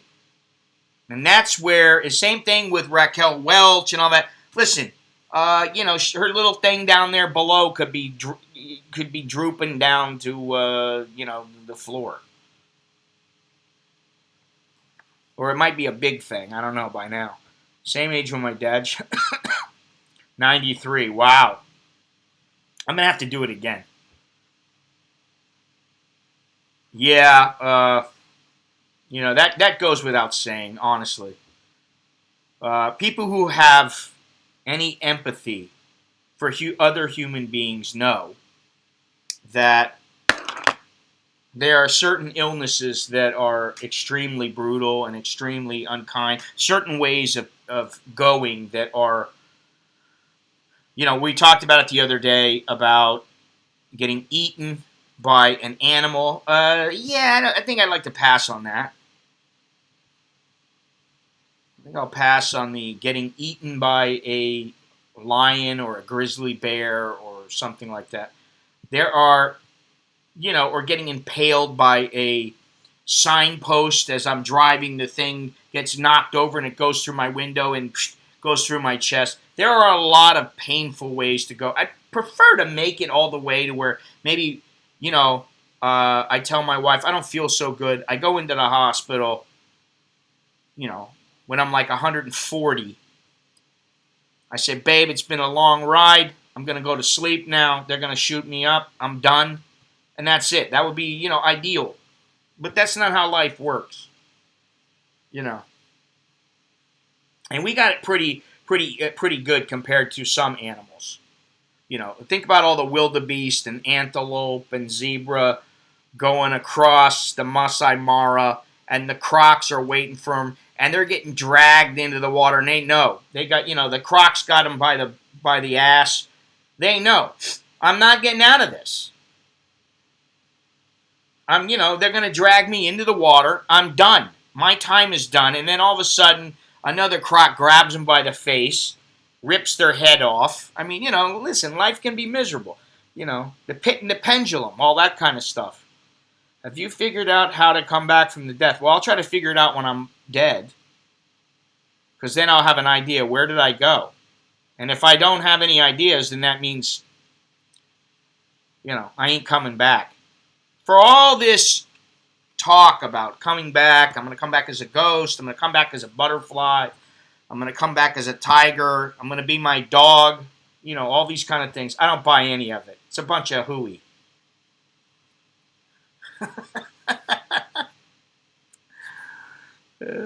So streams. Well, that's a good idea. I've been thinking about different ideas for streams because, to be honest, I'm a little, my creativity is being stretched. Come back and tell us about the experience. I will say, I don't want to do this, but I have to because I hate getting shut out. Likes, shares, and comments are nice, but they don't pay for the rice. Simple as that. Like it or not, I'm not here necessarily to be the barking seal, the trained seal, that kind of thing. I'm here for a reason, and there it is right there. Sorry if that hurts anybody's feelings and it makes them want to leave me negatives, but unfortunately, we all gotta eat. Walkabouts. Now, I had thought about doing the walkabout, the pattaya thing, when Billy was here. But he wasn't feeling well. He's getting old. Now, he's only, 46 or something like that? I always forget. But he's not that old. I have continued to think about that, but I still, and Tom is not in Thailand. I need to take a trip, not a bus, but I need to take a trip to where I drive along and stop and view where I can stop. Is there a hotel here? Can I camp out? What can I do? I would still like to do that pattaya walk because I do think I can do it. That's doable for me. As far as other walkabouts, it's 90-something degrees. This is not, say, a year and a half or 2 years ago when maybe I had a little more gumption, we'll say. I don't have as much ambition to go out and walk around in the weather when it feels like it's 100 or 105 degrees. And then, I'm doing it for everybody's entertainment, and I don't make a dime or I make $3 or something. I don't have the ambition to do that. So if I do a walkabout or I go somewhere, it's going to be because I really feel like going and doing something. I have been wanting to go and do, I don't know if anybody remembers when I went down, I was walking down the railroad tracks, and I took the time to talk to an old woman there who was living there with her mother and father in this little tiny, basically it was just a tarp. I'd like to go back and find that woman and photograph her again with this lens. I'd like to go walk down the track again and do that. So that probably will be coming up soon. Again, like I said, I'm considering going out into, say, Khao Sok or what is it, Khao Kang? What is that one? Yeah, the purple dog barking. That was a good one. That was a walk across Thailand. Well, the long walks, I will say a couple of things. And, first of all, I don't have as much drive. Hong Kong was something that when you're there, you don't have a choice. You got to do it. You're there to do something, and you're there for a reason. I'm in Thailand, and while I can do those things, one of the reasons is to stream or to do videos or whatever. Tell the kid to make sure the groupers are taking. But no, tell the kid tell the kid to wear a condom. That's better. That way you don't catch anything. Yeah, I just don't have the same drive, the same get up and go to do all these things. Now, if you said, "Hey, your mission is to go and go back to Hong Kong," well, obviously I want to go back to Hong Kong, but right now is definitely not a good time to do it. If somebody said to me, "Why don't you try walking from Chiang Rai to Chiang Mai again?" Let's take a little. We're going to go take a look at the route and figure it out. I would probably go for it. Okay, depending on the time of year. There are things I will do, but there has to be a reason behind them. It can't just be, I'm not going to go out and just go, I'm going to go walk down Sukhumvit. I'd love to go there. Love to go there. Love it. Again, it's just about money. It all boils down to money. Can I make the money from photography? I'm still waiting to find a few things out. On a positive note, I do have my press card. I have another one from another place now. So, yeah, that helps. It gives me an in. But then I still got to come up with the ideas, and then I got to finance the ideas. How much would a cheap trip to Africa cost? Off the top of my head, to an area that probably is not considered real dangerous, which it doesn't have to be real dangerous. Let me see something here. I got to see the hotel prices. You're talking about $1,200 for the airline ticket, and if you stay for 8 days, that would be about the bare minimum. Let's see here. I'm going to say a hotel. Oops.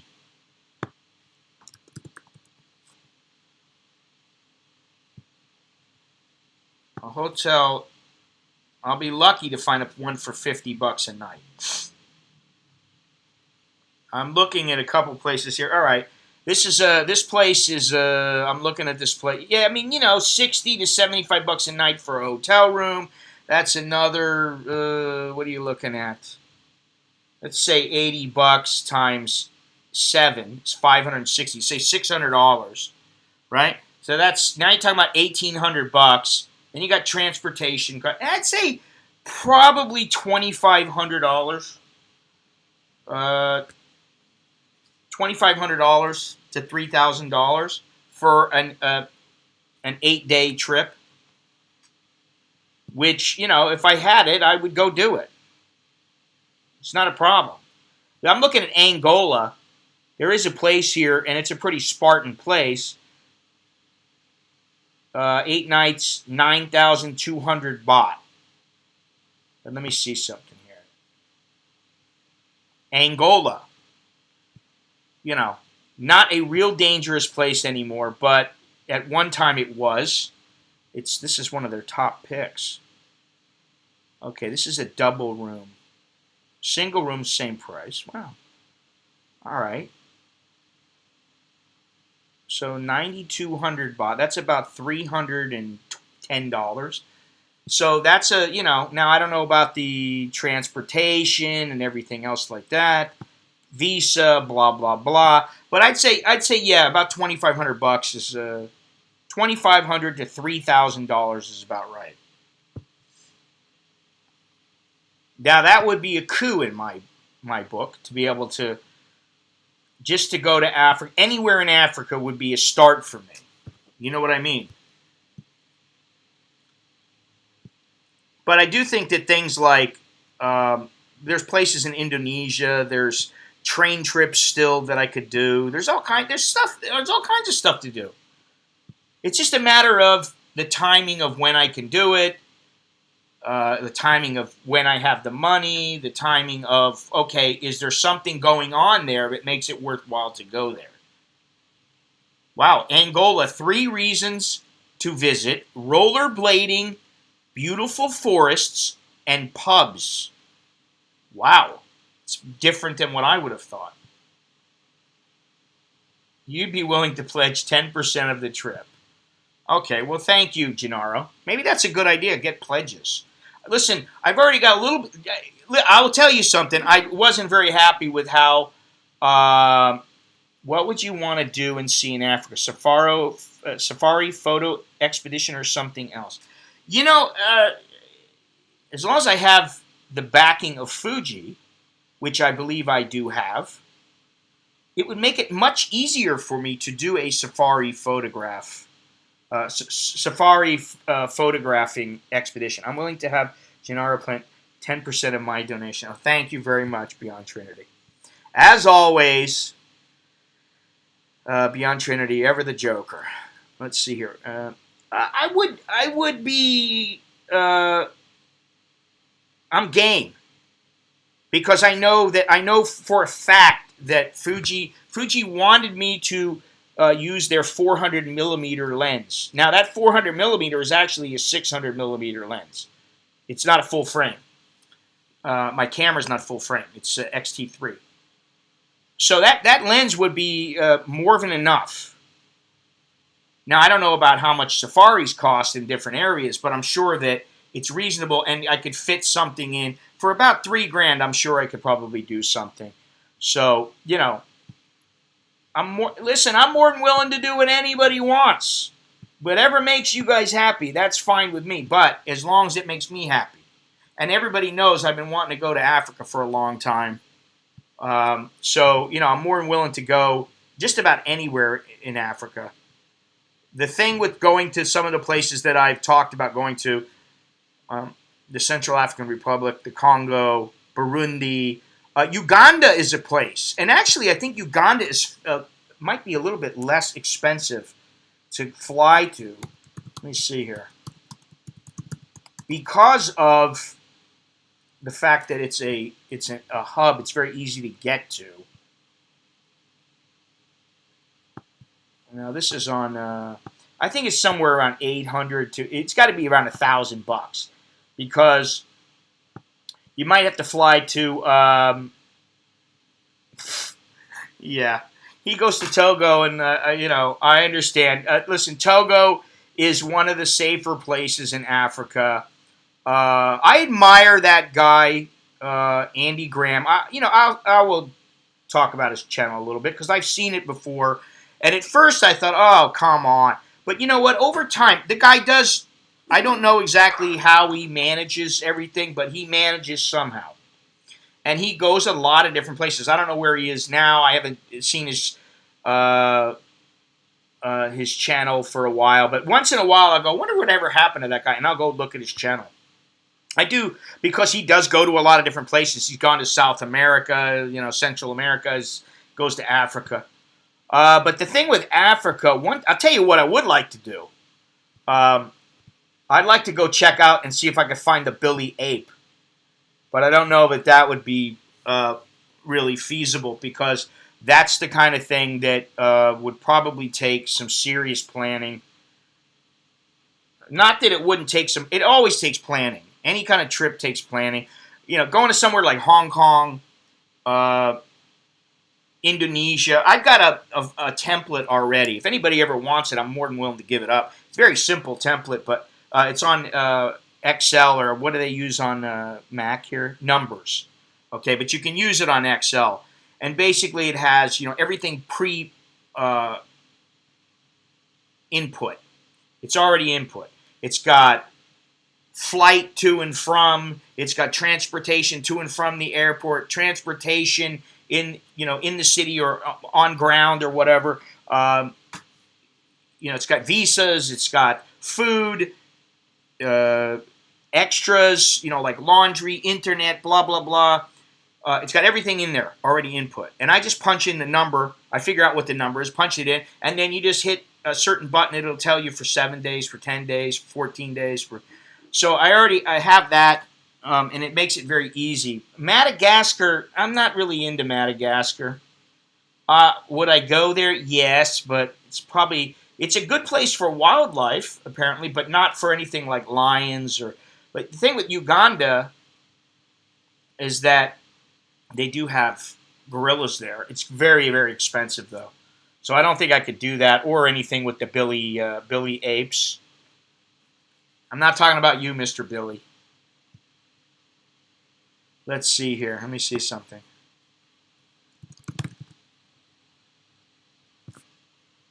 Let me check something out.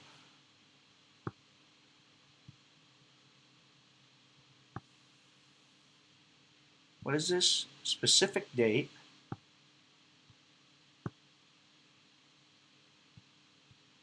All right, we're searching.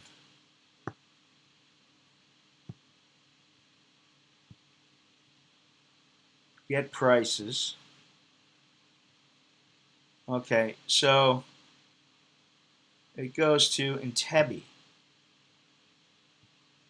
Raid on Entebbe. Oh, I don't want to smuggle anything. That's the last thing I want to do over there. I want it in the U.S. dollars.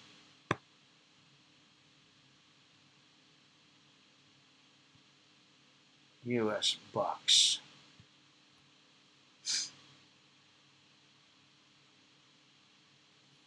Okay. No, I don't want a price alert. Yeah, see, this is the one, and I figured this because I've done some looking around, because this is the same way that you go to the Congo. You fly Bangkok to Addis, what is it? Addis Ababa? What is it? Is that what it is? Addis Ababa. Yeah, Addis Ababa. Addis Ababa. Addis Ababa, you go in um, Ethiopia, and then from Ethiopia you'd fly to Entebbe in Uganda, or you'd fly to, say, Kinshasa in the Central African Republic or something like that. Neil Peart would go on bicycle tours in West Africa. Sounds interesting. Listen, West Africa. Oh, wow. Well, thank you very much there, Jitty Sterenborg. Appreciate that. Let's see if I got it. I'm assuming you mean by PayPal.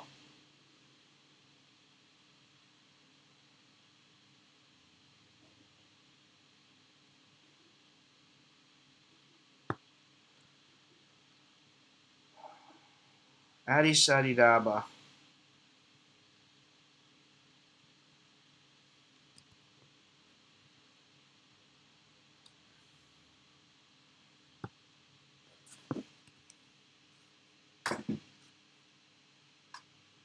Yes, I did get it. Thank you very much. Appreciate that. Um, wow, this is actually pretty good here.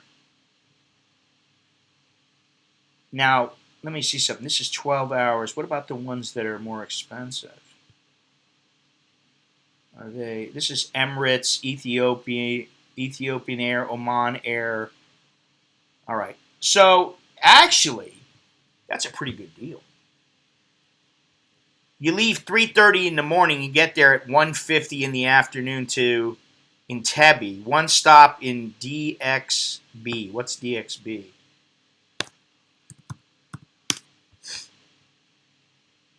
Dubai. So you stop in Dubai, which is not that bad. There's a layover in Dubai. For how long? It doesn't tell me. Oh, okay. It's only 2 hours. 2 hour layover in Dubai. and then you get to, so the total journey is 14 hours. That's pretty good, actually. And the price, actually very, very good. The price is very, very good.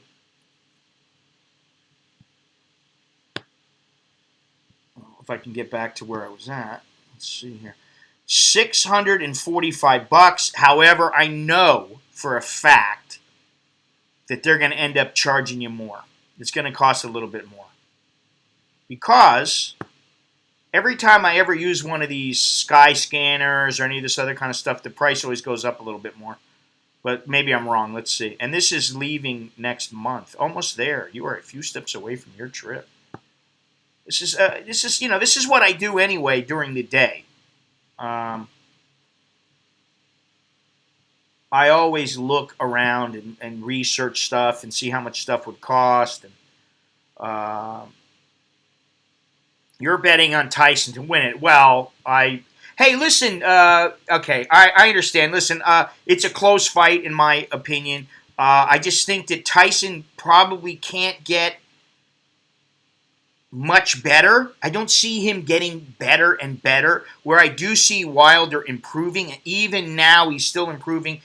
42 fights into his career. That's the only reason I'm picking him, because I think that Fury is going to outbox him for the majority of the fight, but I think that maybe at some point he'll catch up with him. I wanted to tell you, Alan, one of the groups that I was looking at the other day, let me see here, and I'm going to make sure what they are. I thought they were Scottish.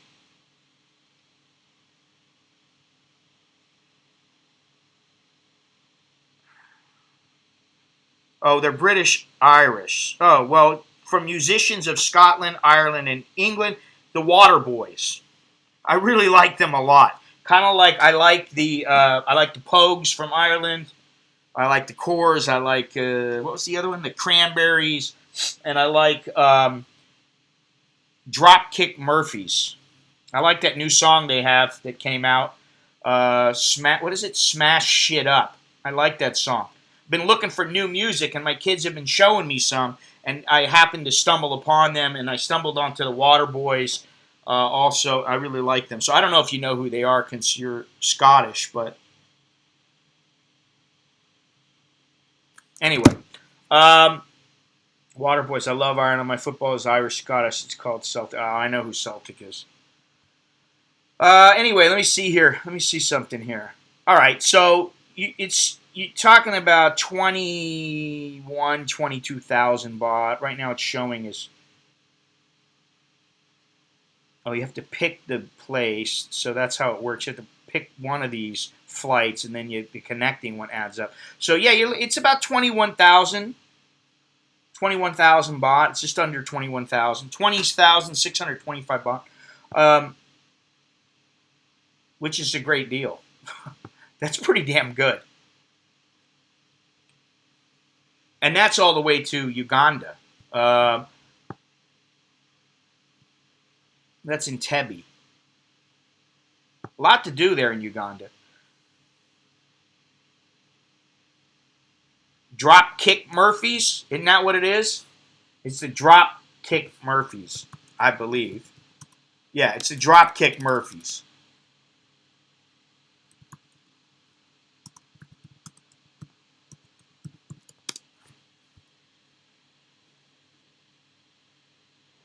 They used to be involved in boxing also, but I don't see that their site, I looked yesterday, their site was not up. They're from Massachusetts. I didn't know that. I thought they were freaking they were completely from Ireland. They're a Celtic punk band. I never knew that. I thought this whole time I thought they were Irish. Straight from Ireland. Yeah, that is pretty cheap. Then the other thing is, what are you going to do there? Can you photograph? A lot of places in Africa, they have problems with people who photograph them, who film. They want the kickback and all that kind of stuff. So that's another thing to look into. So it is something to look into. I appreciate the pledges. Beyond Trinity has already said he pledges 90% as long as Gennaro coughs up to 10%. So he's a gentleman and a scholar, and I appreciate that. You're right. Always say that. I don't know. Is there another band called the Drop Dead Murphys?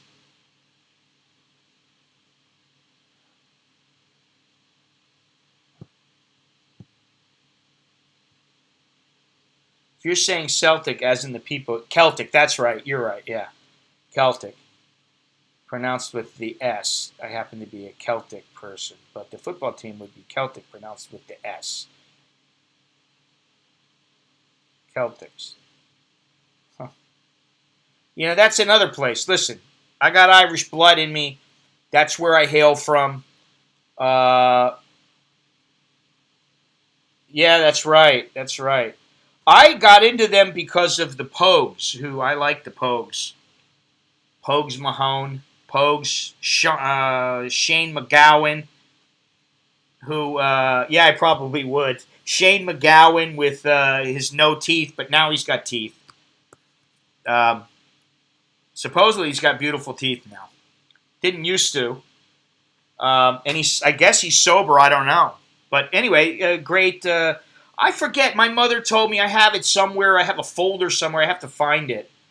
Um, but I did a search back, and I hailed from England and Ireland. But in the 1800s, my family came from Ireland, and there was a. I probably can find it if I look around. It probably won't be that difficult, but there was a signature on the boat.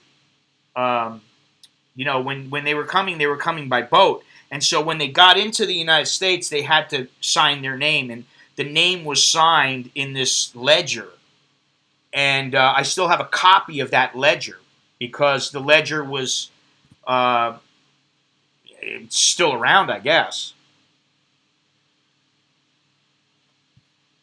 Yeah, that was in like 1851 or something like that. So,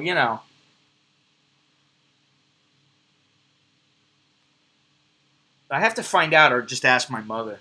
She knows. She's done a lot more. She's been to Ireland, and I believe she's been to Scotland too. But she's been to Ireland for sure.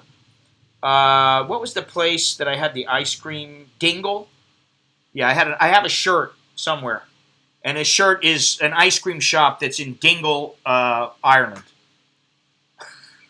Dingle, I love it. But I talked to her about how I'd like to do some further research because I actually looked to see, hey, how far back am I in Ireland? Could I still go there and get like citizenship? And I can't. I'm too far back. But it was interesting to look at it. So Ireland is another place. I've got a lot of interest in Ireland and well, there's a lot of dangerous places in Africa, man. Uh, if I were to pick a few, I always every place that I want to go. Oh, you are funny, Gennaro. I knew somebody was going to come up with something for that one. Uh, the most dangerous place. There are some dangerous places. Listen, you could go out in Tanzania onto the. You go for a walkabout and you get eaten by a lion. It's dangerous there. Uh, but all in all, I'd say probably the Democratic Republic of Congo, the Central African Republic, Burundi. Um, yeah, let me see. Look. I might be forgetting some.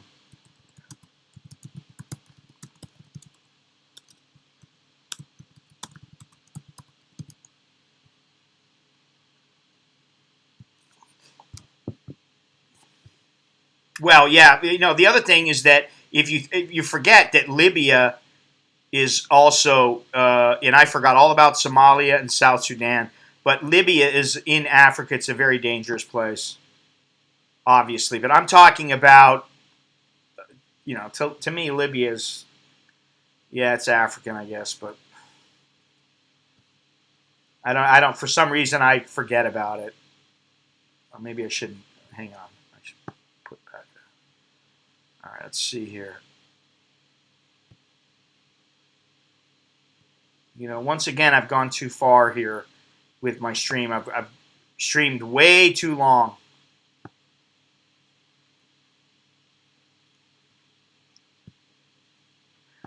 Africa is a beautiful continent, blah, blah, blah, blah, blah. Yeah, okay.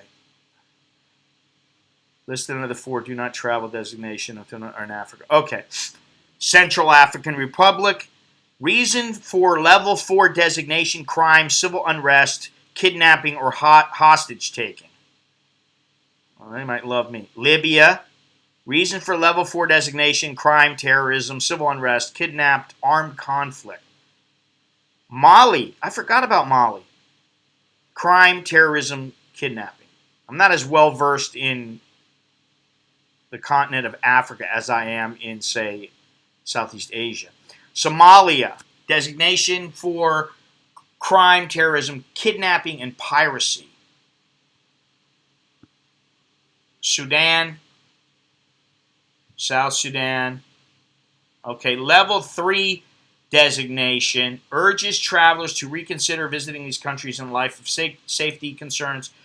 Burkina Faso, Burundi, Chad, Comoros, Democratic Republic of the Congo. Well, you see. And, the other thing is danger by people or danger by animals, danger by what? You got Guinea-Bissau, Mauritania, Nigeria. Nigeria, I read, was one of the most dangerous places. And they're saying it's not as dangerous as perhaps I thought. But let's see here. Wait a minute. Where am I here? I mean, I could say Northern Ireland. It's not the Republic. Wikipedia shows they formed in Quincy. Yeah. DRC. No, DRC is actually not the most dangerous, although it depends on what's going on at the time. At the moment, it seems to be semi-stable there, which is why it's a level 3. But say a year or two ago, it was not. Is Ebola still a problem? It's not a major problem, but you do need to be aware of it, and you don't go near those areas if you don't have to.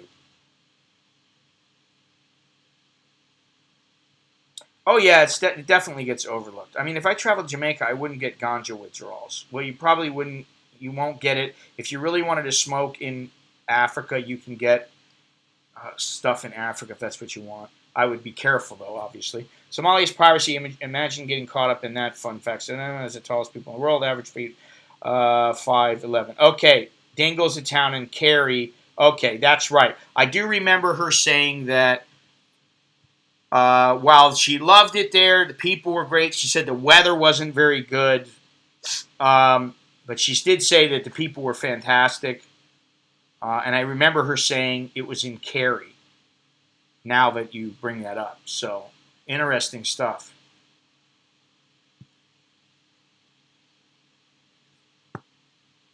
All right, so, maybe I can make this happen without having to, stay there for a month. I mean, staying there for 8 days, if I found a place that would say $75, that's about $600. Another 600, that's 1,250. Maybe I could do it for $2,000. $2,000. If it was $2,000 instead of 3, that's a big difference.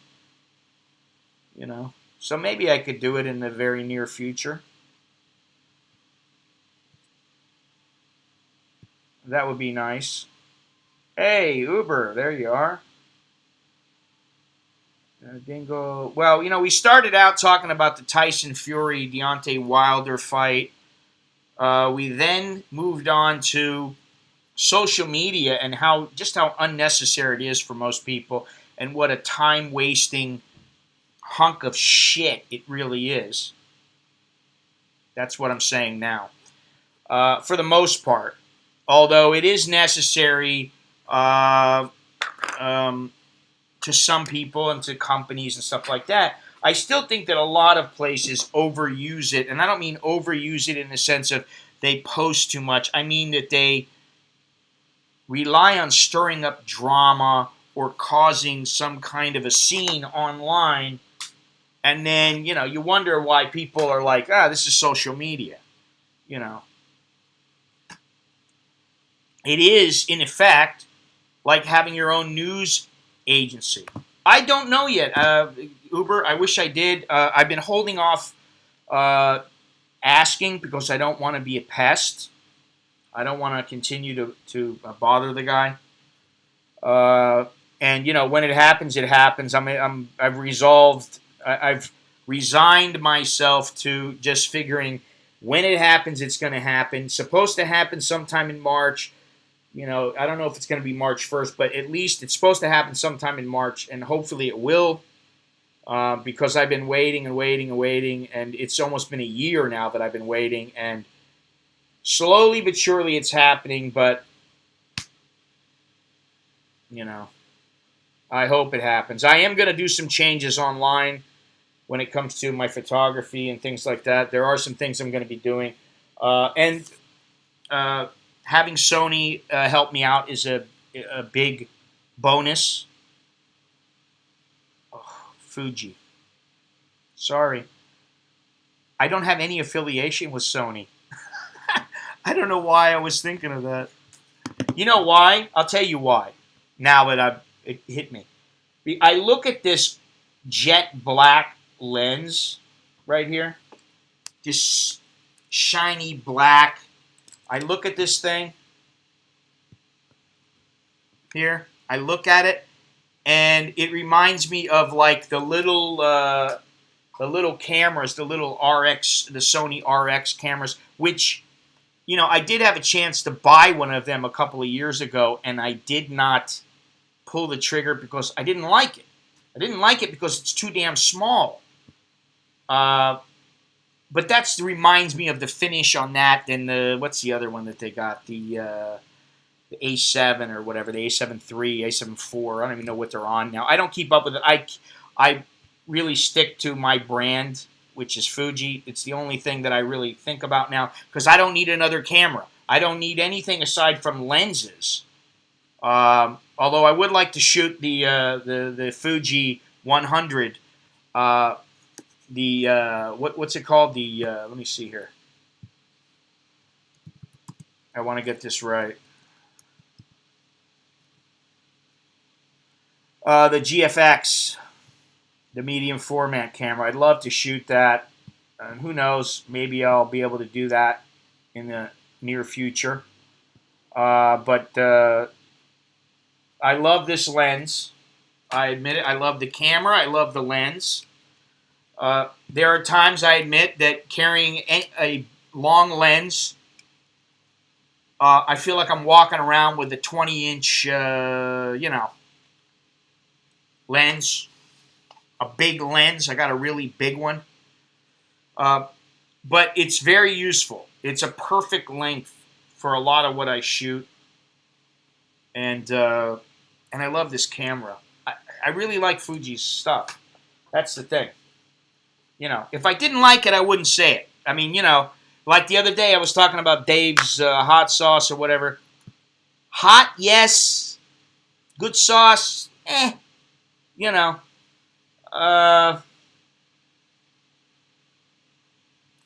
wouldn't say it was the tastiest thing. So, when it comes to Fuji, I mean, like Zach, one of my Patreon patrons, says, it's a beast. And it is a beast. This camera is a beast. It's water resistant. It's got a nice look to it. Got nice lines. Very simple, but it's got everything I need. And I don't need 5,000 different things to scroll between and try to set this setting and that setting. I'm very basic when it comes to photography. So anyway, it would be nice to photograph some wild animals like some jungle elephants or tigers. Although I don't think I'll be photographing any tigers in Thailand. Very, very difficult to find them. But, in Africa, that's a different story. Who knows? Could happen. Anyway, I already asked the question of the day, so I think we're done here. I've went way, way too long, and I'm a little bit upset with myself because I told myself I'm going to stick to between an hour and 15 minutes in my streams, and we're at 2.5 hours now. The next one, it's going to be no more than an hour and 15 minutes. I got to do it. Yeah, I mean, I love Fuji. I love their colors. I just love the camera, the way that it feels, the ergonomics of it. I really do like it. And I've got a bunch of other no update, none at all. Everything's the same. No change here in Thailand. None. Which is a good thing. And I don't know that it has anything at all to do with, wearing facial protection. But that's a good thing. However, in other parts of the world, they're not so lucky, especially in China. So I don't know, when I'm going to stream again. Maybe Sunday. Maybe I'll take Sunday off and go shoot. I don't know. I need to shoot more. There's a few things that I've been meaning to do. So I may do that. But then again, I may do that tomorrow or today. I don't know. This is the thing. It's all up in the air. Appreciate that, Alan. Did you changed your username, eh? I just noticed that. Uber Gibbert. I didn't ask you, but how you doing? All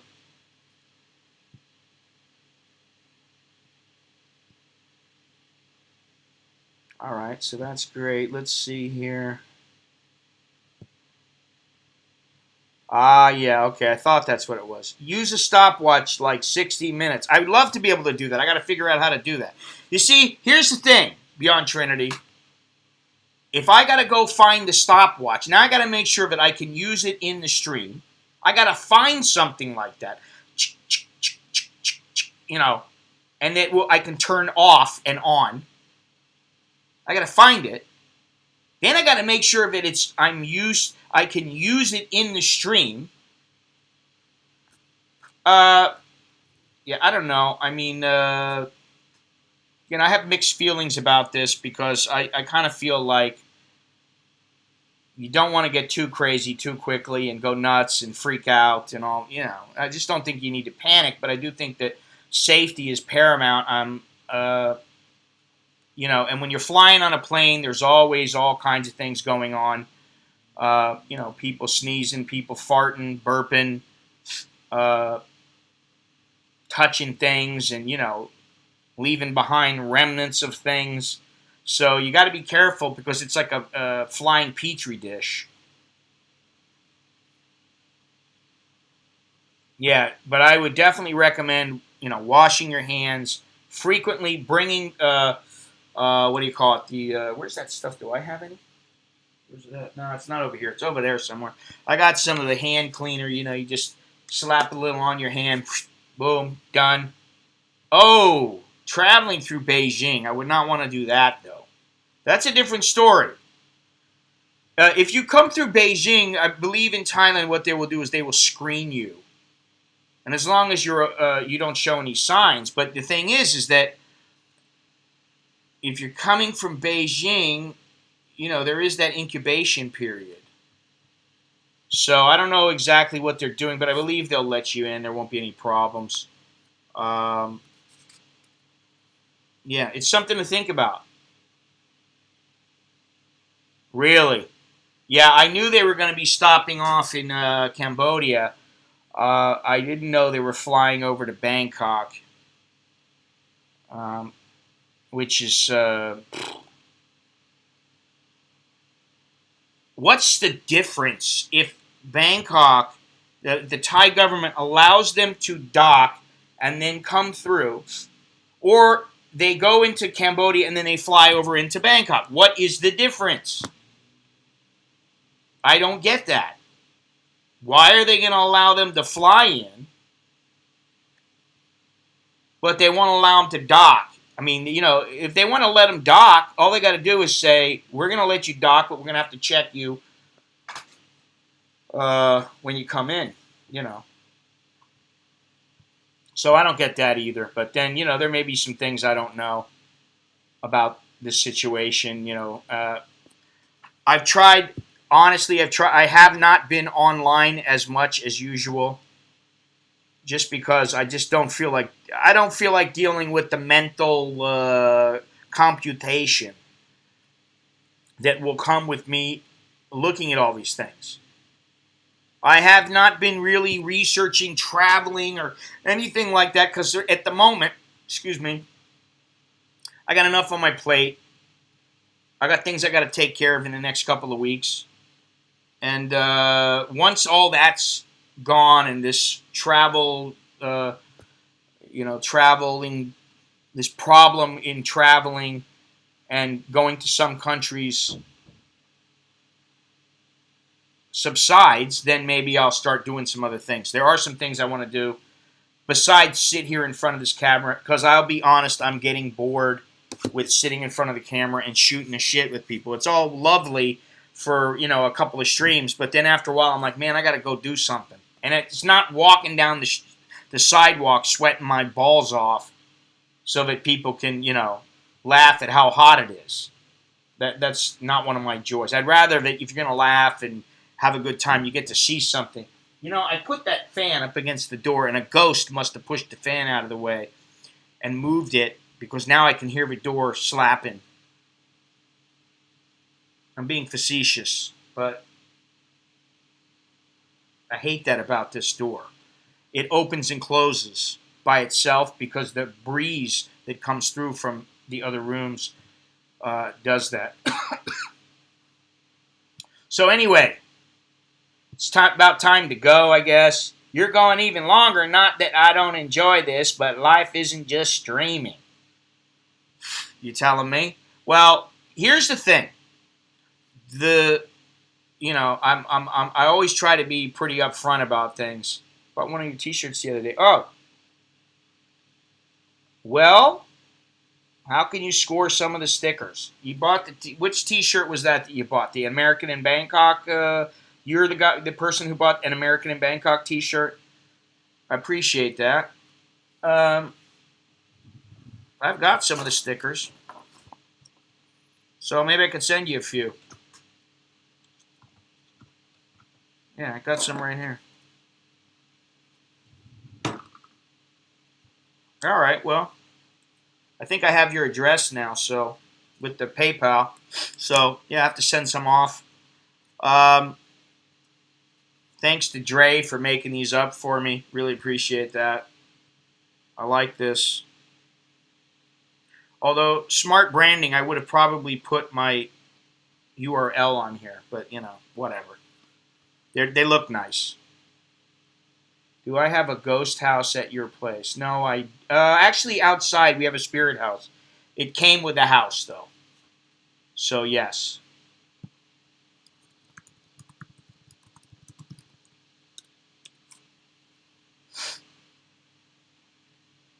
Let's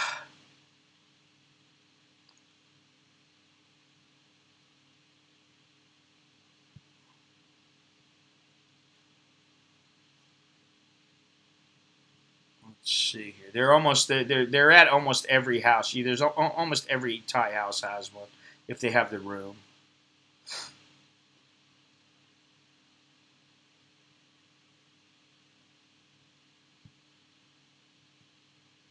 All right, what's this cool? Thanks. I've been watching for years, but I'm rarely up this late. Oh. All right. Well, cool. Now I know who you are, and a lot of people come in and say, I'm sorry I'm late. And I'm like, who is this? I don't even know who this is. You know what I mean? But now I have an idea who you are. Appreciate the buying the T-shirt the other day and the PayPal. Okay. Yeah, so anyway, long stream. Do I torment the ghost? I think I probably torment them every time I fart. That's my way of tormenting them.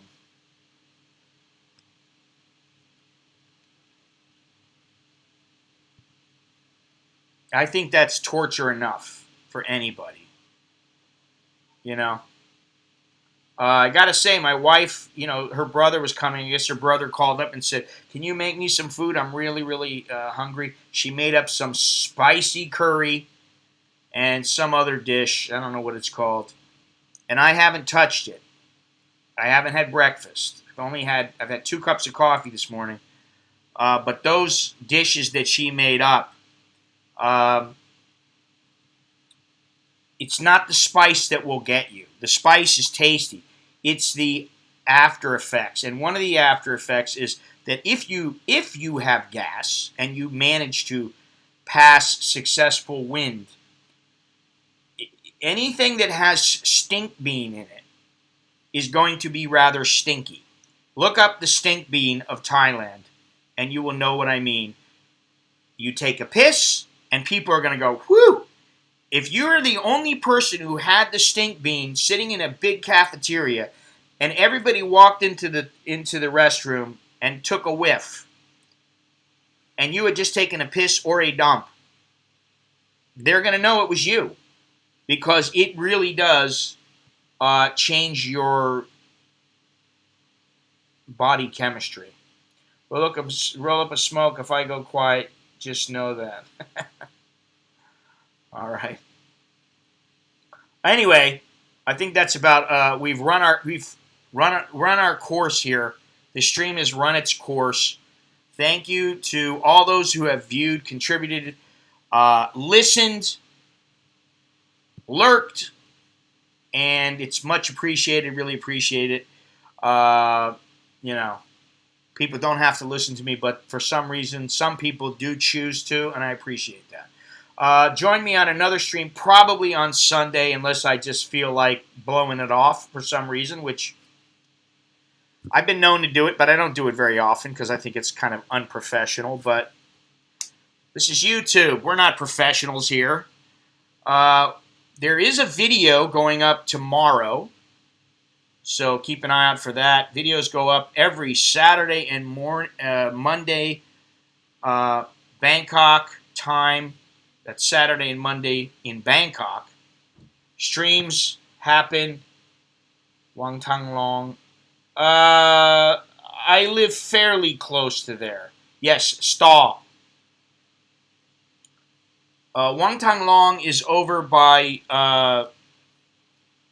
Ramkhamhaeng Road, and Ramkhamhaeng Road and Lot Prao parallel each other. It's depending on how you go over there, it's a 15, 20 minutes to get there, depending on traffic. It could be 10 minutes, but if there's no traffic. So, but the streams Sunday, Wednesday, and Friday, and or whenever I feel like it. I like to have that freedom, because if you know anything about me, there's a reason why I'm in Thailand. There's a reason why I'm doing what I do. And that reason is freedom.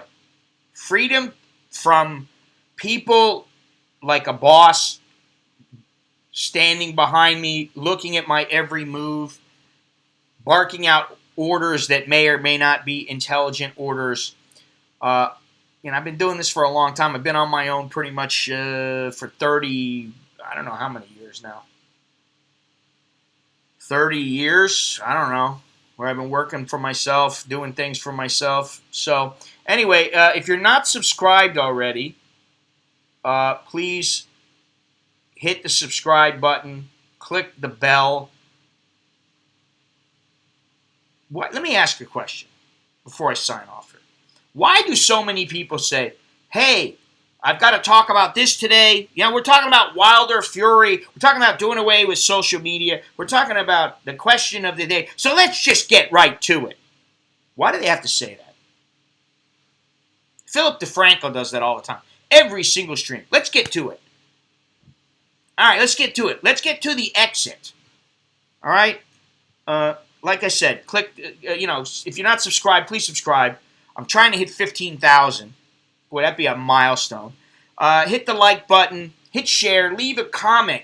Listen, once this stream processes, you can watch it again if you want, if you feel the need, if you so desire. And you can leave a comment below. You can also look at the description and check for further details about moi and about my channel, about what I'm doing. I got an Amazon shop. You want to buy something from Amazon, that supports me. You want to buy one of my t-shirts, that also supports me. That helps me pay, for my kids' tuition, for equipment, for traveling expenses. It helps. It all goes into the system and gets spit out as content, whether the content is good, bad, or ugly. So I appreciate all the help and all the views, all the thumbs up and thumbs downs. I really appreciate it. So thanks for watching, and until next time,